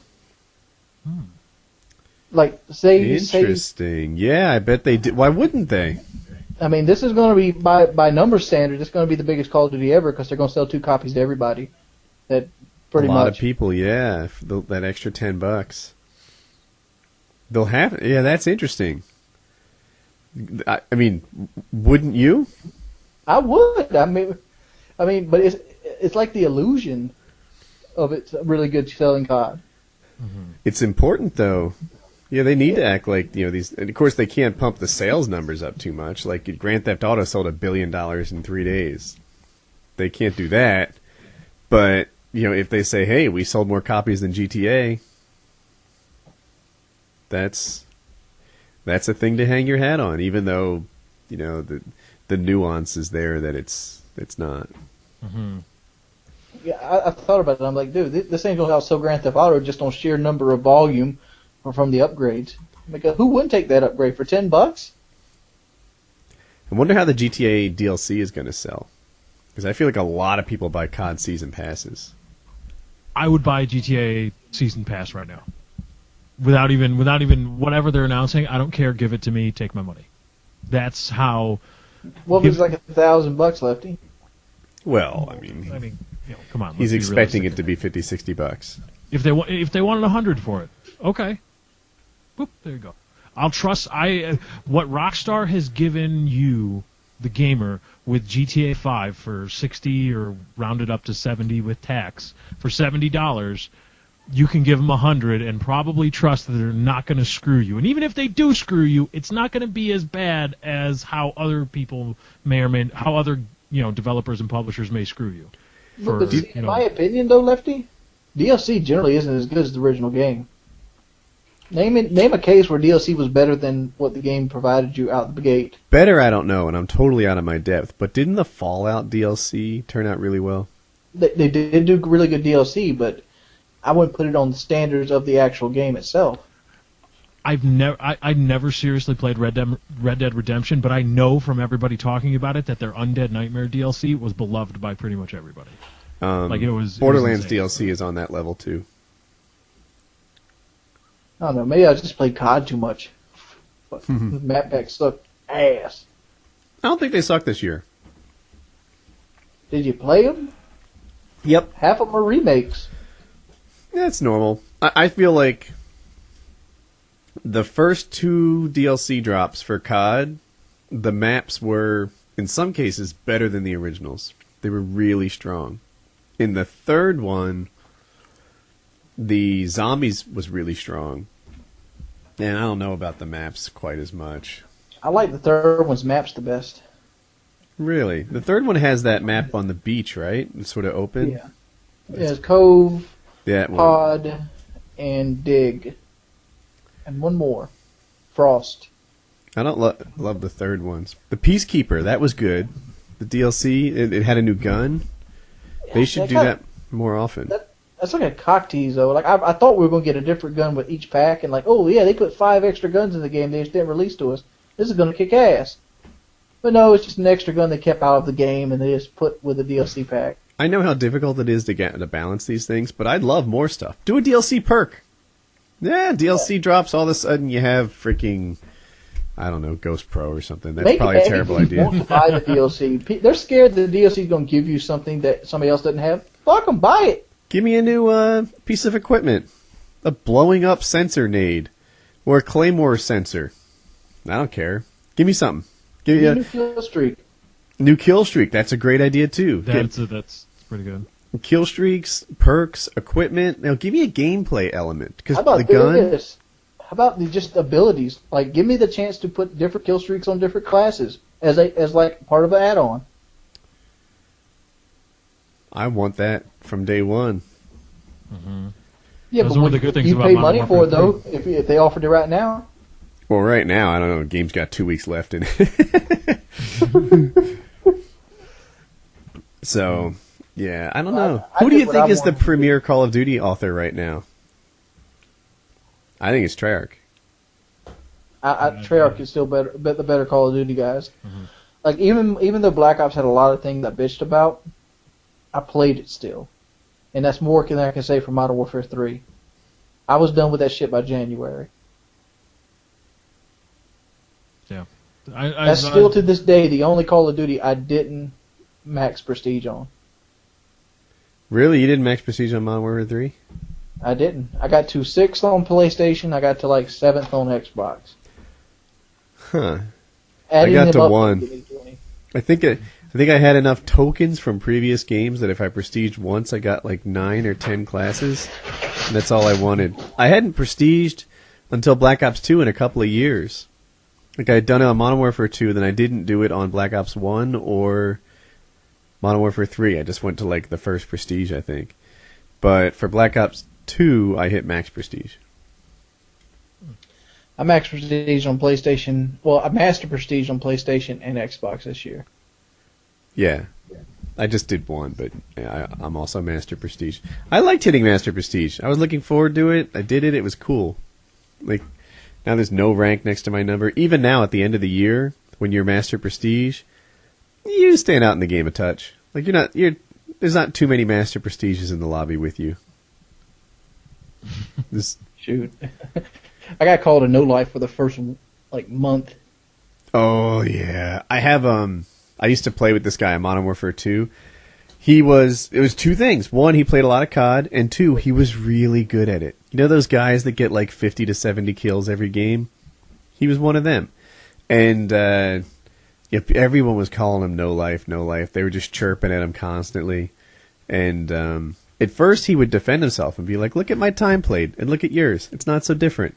After a while, he's whatever. Get muted. Mm-hmm. You can't defend yourself. Tired of hearing it. Yep. But I used to say the same thing in the lobby when people would try to hackle me about it. Be like, hey girl, I'm a prestige master. The one thing I could be pumped about for upcoming COD, if I do decide to get it, is the notion of dedicated servers and finally an end on console to peer-to-peer hosting. Because that's one of the bigger reasons too. Because if I play it, if I get it, I'm going to want to live stream it. But if it's peer-to-peer hosting, I'm not going to want to do that. I read somewhere that Microsoft was providing the dedicated servers for Xbox, of course, and then on the PlayStation, the developer was doing it. I'm not sure if it's true, but that's really interesting, and I wonder which one provides the better experience. Microsoft, with their gigantic cloud infrastructure and expertise, or the developer with getting exactly what it is that they want to get. Mm-hmm. They might find there's handcuffs involved in someone else running their dedicated servers that they hate. I don't know. But still, you don't have to worry, at least in this sense, about some kid with a USB laptop connected to his Xbox getting in your game and becoming host and you bouncing around and stuff. And yeah, we'll see. I wonder how good it's going to be. How good is your internet connection, Lefty? What do you got? I've got 50 down, 10 up. And what kind of pings do you get from when you test? About 8 or 9. That's strong. Mm-hmm. That's strong. Yeah, I'm 50 down, 5 up. And my pings tend to be 20 to 40. So okay, that's not bad either. I mean, no, it's normal in the U.S. It's normal. It's not like I've got beastly connection or something to really complain about. It's somewhere in between. So, Jackie's looking at houses. She's constantly looking.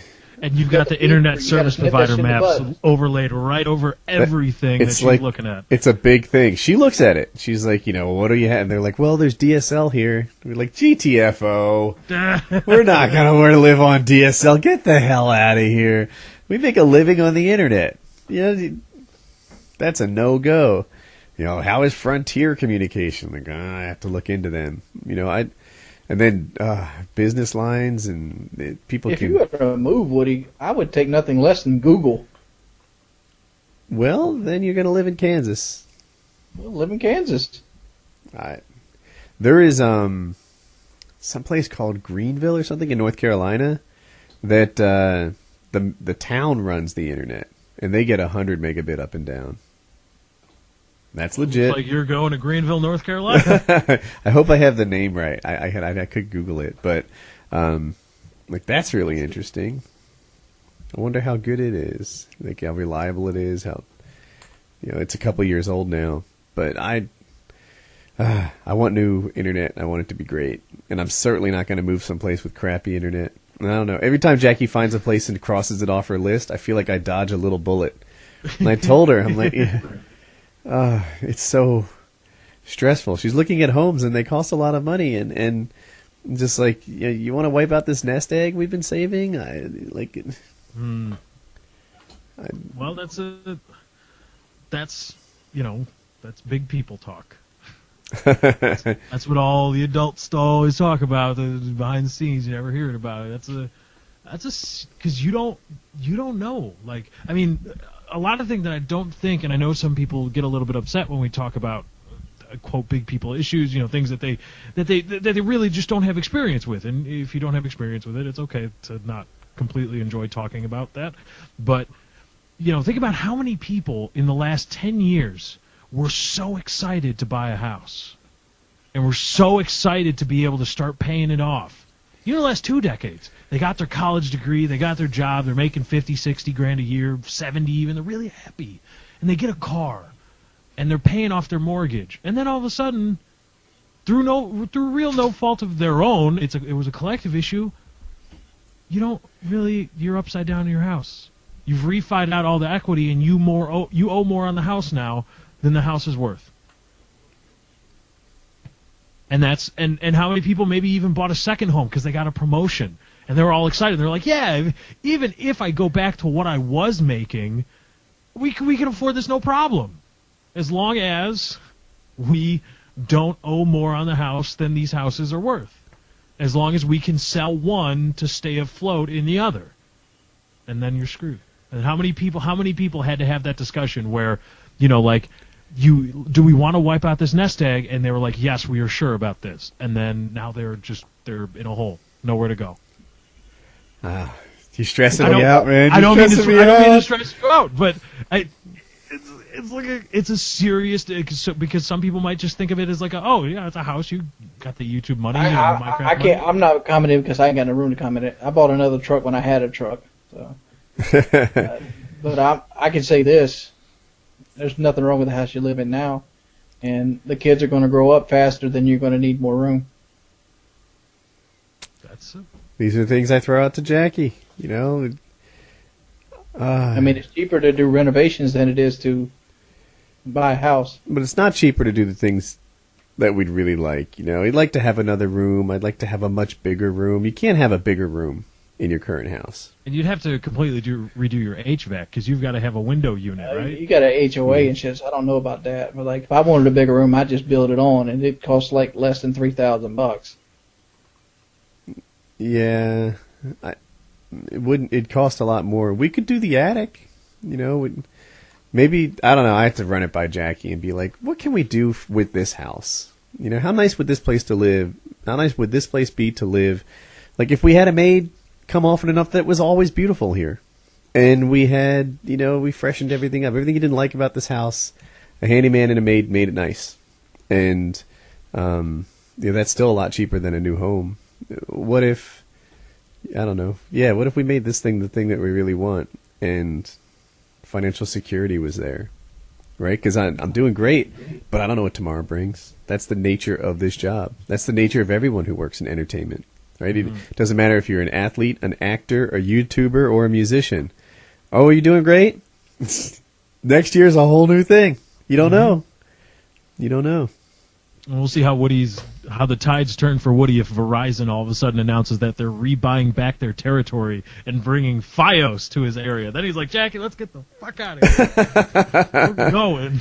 Rebuying back their territory? What are you talking about? Yeah, Verizon in a lot of areas has been granted. They had territory that they could use, that they could start laying their cable for and bringing Fios to, and for whatever reason, they didn't do it in a lot of areas. I know Chicago was one. When I first heard about Fios, I'm like, oh, Chicago's got to have it. I mean, we're the city of MF in Chicago. If New York's got it and Cincinnati's got it, Chicago's got to have it. But no, Verizon had territory here and throughout the country, and they sold off the rights to other places like lesser known places like Roadrunner and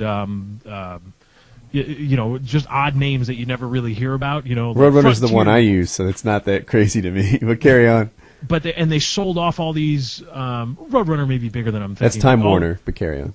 Right, but all these other places, and they sold off their rights to that territory, and now apparently they're coming back, and they're saying, okay, because these other places would get them, and they'd bring you the bare minimum of what they could, because they're not going to pay to bring fiber optic internet to people. They're some crappy company that's just going to prey on, whoever can't afford Comcast or Time Warner in the area. So Verizon is coming back in a lot of places, coming back to territory that they had previously vacated. They are? Mm-hmm. I got a question. My internet company recently lowered my bill by $50 and doubled my speeds. Yay. Why would they do that? Something else coming. I have that same thought. I'm like, somebody's coming in my area. Mm-hmm. Yeah, somebody's going to get ready to lay cable. Somebody just passed. They've got the rights of way from the townships. They have me in a contract still. I got like a year and 3 months left on this contract, and they're upping my shit and lowering my price. Mm-hmm. No, they didn't do it because you're nice to them. Probably also because you're not very nice to them. But that's besides the point. Dude. They did it because there's somebody coming. For internet again. If somebody can hook me up with some fucking fiber optic, Whew. Look around. Pay attention. Call. I don't know. I don't know who you would call about that. Maybe your municipality. See if there's going to be anybody else that's coming around. It's hard to call a municipality, isn't it? Back when I worked at Cisco, my wife would be like, talk to someone about, like, HR benefits. I'd be like, I don't know how to talk about HR benefits. Cisco's like a city. There's 50,000 people working here. I don't just pick up the phone and talk to the person who wants to do this. Like, it's, you know, Lefty, if I told you, if your garbage wasn't being collected this weekend, you'd have a job figuring out who the guy is that No can idea. fix that. No clue. None. Yeah. There's a guy. There's someone who can explain why you got missed, but I don't know how to find him. Yeah, but Wings, you should keep looking. That generally means Comcast did it to a lot of their, to all of their. That's why I'm on 50-10. I used to be 25-5, 25 down, 5 up. Now I'm on 50-10 because Verizon is coming back to the Chicago and the Chicagoland area, and so Comcast is all of a sudden like, hey, here's your 50-10. Oh shit, son. Guess what? 10 would be If nice. I found out somebody else was coming, I'm like, look here, I'm gonna start extorting. If I had 10, you know what I'd do? I'd start streaming to Ustream. Right? I push my stream out now to YouTube and to Twitch. Mm-hmm. If I had 10, hello Ustream and I don't know who else. YouPorn. we're pushing Minecraft to every video place. I saw on Reddit somebody found a Halo 3 video on YouPorn, and I always thought that was a joke that people in the gaming YouTube community were actually posting videos to YouPorn. Uh-huh. But somebody on Reddit was like, I found this, don't ask me how, in the gaming subreddit. And it was a Halo video on YouPorn. Was it straight up like a commentary video or like... It was a screenshot. It could have been photoshopped. Okay. But, I don't know. I wasn't really that into going to YouPorn to find out, like, search Halo 3 on YouPorn. I put it in the search engine. You go see Halo's hot pussy on you. Really? Yeah. Is it a Halo commentary? No, Oh, it's a girl named Halo. it's a girl named Halo. Oh. That's a different thing. That belongs there. Yeah, see, this one I saw, it was Master Chief. So, and it was like it was a digital Master Chief, not like a guy with a Master Chief helmet and a giant swinging cock, laying the business. An entirely different thing. Yeah. I wonder what happened to Kyle. Did he text you guys? No. I haven't heard from. He left and then he came back, and then he left. So it's got to be like an internet problem, right? He's probably getting that 2-on-1 action. What it looks like. Let's go with that. That's what's happening right now. Good job, Kyle. Kyle's dropping his own thick 6 wherever it can go. I guess that girl wasn't that much of a Wings of Redemption fan. I think you're misconstruing her fandom. She finds me interesting in the way of like, wow, this dude is interesting. He has a unique life. He does a unique job. That girl's in no way interested in me. You can tell. I think, yeah. Even if it's just somebody to talk to, it doesn't have to be a sexual conquest. Yeah, right. I got my boy Woody and Lefty to talk to. You never answer my Skype messages. So when do we talk? Once a week? Oh, shots fired. You talk once a week. I got you. I got you. I hold you down every Friday at 8. You need to, I think you should play GTA. I gotta get We my should desk all back. play GTA. Really? You want me I to just play don't now like. too? I don't like the shooting mechanic. Take a of the night game. off from Minecraft. Well, no. You got to make sure GTA Online works for you before you can take a night off from Minecraft. I wouldn't expect you to make it. We could play in the afternoon. We could do that. Play in the afternoon. Dude, right now WoodyCraft is cooking, dude. Like we got a new map dropping in survival games. We have 7 new maps and new rules dropping in Kit PvP. And that's within the next 2 days. We have a new secret game I haven't announced yet dropping in the next week or so, and another new secret game we're going to begin development on. And then 1.7 comes after that. We got so much cooking. Like, yeah. What is it like being in development of like a game mode? Are you like, is it like a scaled issue of like, I'm like a third of what David Vonderhaar probably feels like on the eve of release, because I mean, you're not releasing Minecraft, but it's a game mode that you help develop. The hardest part, like for what we do, is that I try to figure out if this is fun. Like quantifying what fun is when you're putting stuff together is hard. Like in map design, right? Like what's fun in map design? You know, like it. We're making kit PvP maps, right? So imagine a bunch of people having sword fights together. You've done it. I think flat ground is nice.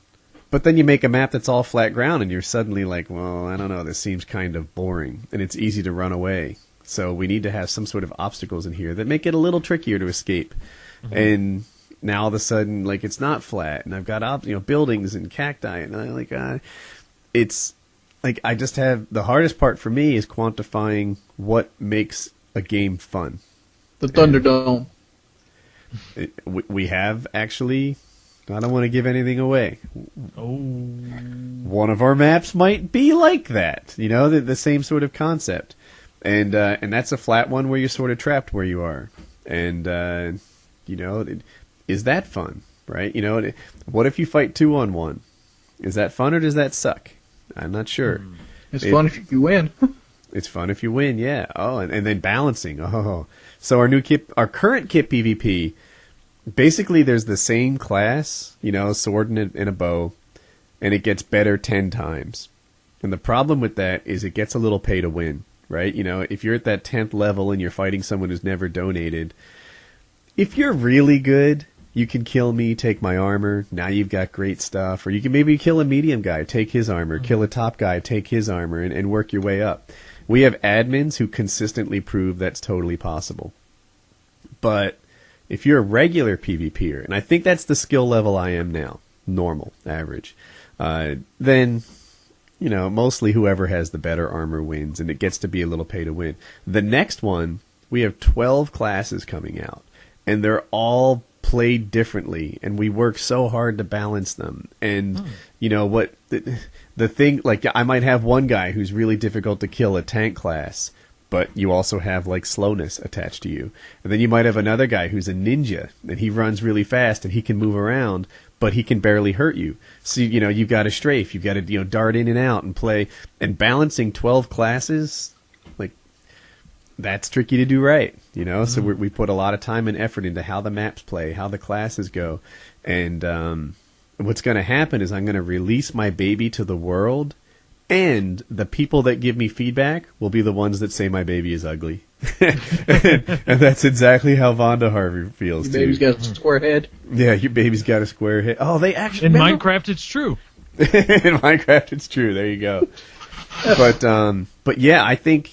I know people fuss anything Minecraft, but I think that we can have the best kit PvP server on Earth. Like, we put a lot of time and effort into this. Other servers don't have a new map every single day. We have a map for every day of the week. Usually I release a new game type, and I feel like a week later, it's not new anymore, right? You know, you've been playing this for a week and you've got it.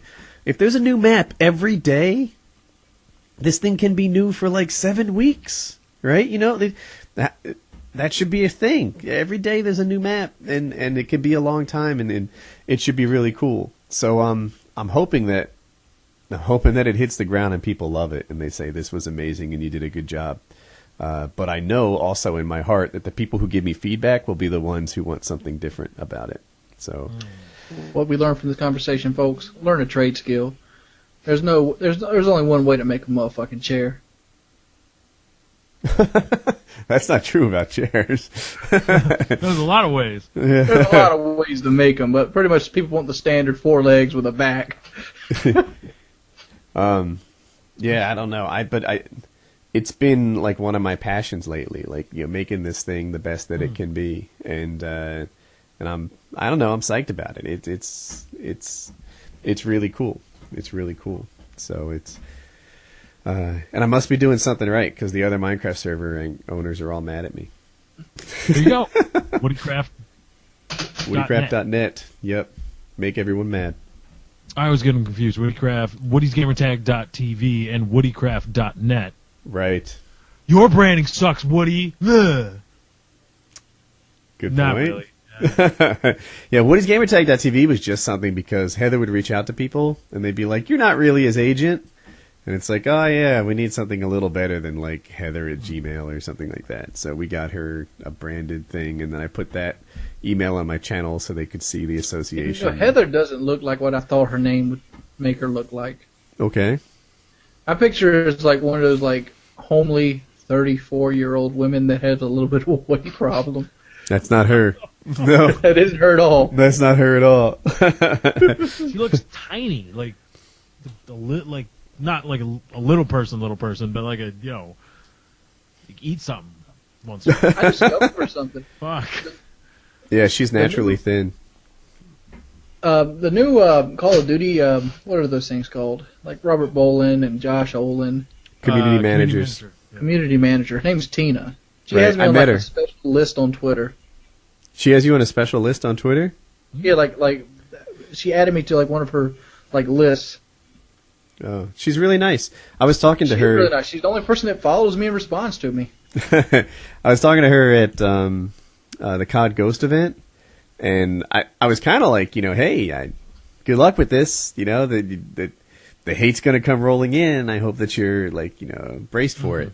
And she's like, we haven't gotten any hate at all, just love and this and that. Just wait. Yeah, and I was trying to explain to her how every year Josh Olin, who JD 2020 and 402 would pass the torch of hate, right? Like, you get loved and loved as your game comes out. Everyone's so excited. This is going to be the best COD that's ever CODed.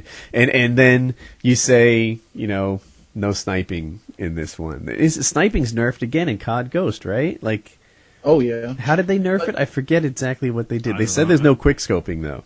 They said Oh, really? quick scoping's been removed from COD Ghost. But So- but also the sniper's killing like one shot to the toe. So kind of a Yeah, but that's trade-off. the sniper. They added a new class, I think called the Marksman, which is like an iron sight sniper that might be better for quick scoping, but it's harder to use. I tried it and I didn't do well with it. But anyway, so then they say one thing happens that makes people mad. Dedicated servers don't have the capacity or whatever. The community turns on them. It happens every year. And she's going to experience a lot of this. I mean, they attacked 402 had a baby. And there is a podcast out there that all just went on for like an hour laughing, saying his baby was ugly. That's craziness. His baby wasn't ugly, by the way. But I'm sure Robert was so busy of a man he wouldn't notice. everyone That's says why I that. can't. Is that true of you? I'm not a busy Good man though. point. Good point. No, but still, I mean, you read all your tweets. You read them. I guarantee you, I promise you, I could get Bill Burr's attention. The comedian? Mhm. Yeah. I Did you tried hear tweets. Bill Burr said fuck Kyle in his thing? Yeah, I saw that all on the PK subreddit. That's I listened cool. to it. Yeah. That's cool. Yeah. So what's the setup? What is that? What was He just read a letter and then he said, please say fuck Kyle, it's an inside joke. He's like, cool. So he said it for him. That was nice. really it. You got to Yeah. get that sound clip and permission to use it. Did you guys see the South Park thing? What are you talking about? They had a South Park thing about Minecraft, and Cartman I said heard fuck it. Kyle. Really? Yeah. Cartman's always said stuff like that, though. I don't know if I There isn't- understand it kind Yeah, of fit but in yeah. the show, but just the subject matter could kind of lends itself to it. You know what I I'm need to saying? see the Minecraft episode. Everyone's talking to me about it, but I haven't seen it personally. I got to check you're it the out. Minecraft guru. But Oh, there's a bit more, but yeah. getting back to the thing, it's like I tried to tweet spam Penn Jillette yesterday on my Uh-huh. my podcast, and he has not responded yet, despite getting like something like 600-700 tweets. Yeah, people. you don't always You get a need to- response, but you know you got his attention. We tweet spammed Sasha Grey once, and she tweeted during that tweet spam. She saw it. She opted not to, but Sasha Grey totally saw it. I'm sure of it. What did you say to Sasha Grey? We wanted her to come on Painkiller Already. Uh, Yeah, We should get James Randi. I don't. Before Is he that a dies. guy or a girl? he's a skeptic. He's a skeptic. He's a conjurer. Oh, he's not even a porn star. No. Fuck it. Yeah. James Randi's better than a porn star now. He's He's a magician that spends his life defrauding like psychics and things like that. You like this guy? I do like this guy. A lot of people like him. Yeah, he's Penn Jillette likes to be Penn Jillette. Penn Jillette gave him the $1 million mentor. to Yeah. go against it. Yeah, if you can do anything under, if you can, James Randi holds in escrow $1 million that if you can do anything supernatural under scientific test conditions, you get that money free and clear out of the escrow account. I've seen, I think, a couple of these videos where it doesn't work out. You know, there was a guy who could use the HVAC system to like move paper or packing peanuts and James stuff. Hydrick.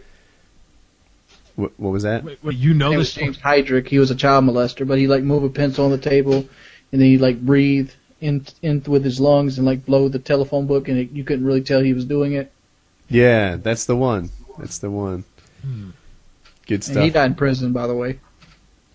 Was he a child molester before, after, or during? After the fact. About 3 years later, after James Randi debunked him, he got caught for child rape, child molesting, and got beaten to death in prison. That's what happens to child molesters in prison. That's what also happens to fake conjurers and magicians. Too. Here, you know, I was going to bring up this topic for PKA tonight. This led right into it. If you were going to prison in 1 month, what would you do to prepare? We've done this one before. Have we? Oh, No, we've done the what would you do first day? Right? I thought that was it. That's the one I remember most clearly was what would you do first day of prison. But a month to prepare, lift. Yeah, I think I'd lift. I think I'd try to look scary. Maybe a tattoo. I remember my answer was, what would you do in prison? I'd try to be an academic. I would just try to get a degree. Right, but you've got 1 month to prepare before you go inside, general population. Yeah, Kyle said he's going to pay off all the guards and blah, blah, blah, blah, blah. Oh. Maybe we did it already. Maybe we did do it already. Maybe Wings seems to remember it. Good job, Wings. Dude, My does apologies. prison ever scare you? I do nothing that would Incarceration warrant... does scare me because I have violent thoughts. I do nothing that would warrant me ever being in prison. But I watched the TV show Oz, and sometimes I would get these thoughts like, "What the hell am I going to do about this problem? I'm not going to prison," you know. But every so often I think, man, this would be terrible for everyone involved. Would your wife stick with you? How long's the term? Well, it's How a changed would you be? going to prison for an extended period of time is probably a very serious thing. Like, for Well, just real. think about it. 10 years. Like, what was happened 10 years ago? 2003. The internet sucked. .com Call of crash. Duty wasn't even around. That's true. Wow. It's like, what, PlayStation 2? And Cell phones weren't big. I mean, they were coming out, but they weren't what we have now. that's true. The Nokia, what was the Nokia, like? The 3220 blue brick. Yeah, the one everybody had, and you could not kill those things. Super durable. Yeah. I still got my Nokia 3220. I have one. I was going to microwave it and then rig the microwave to break. That would have been great. Like, oh, shit. Uh, This is a wild card. done. Wild card.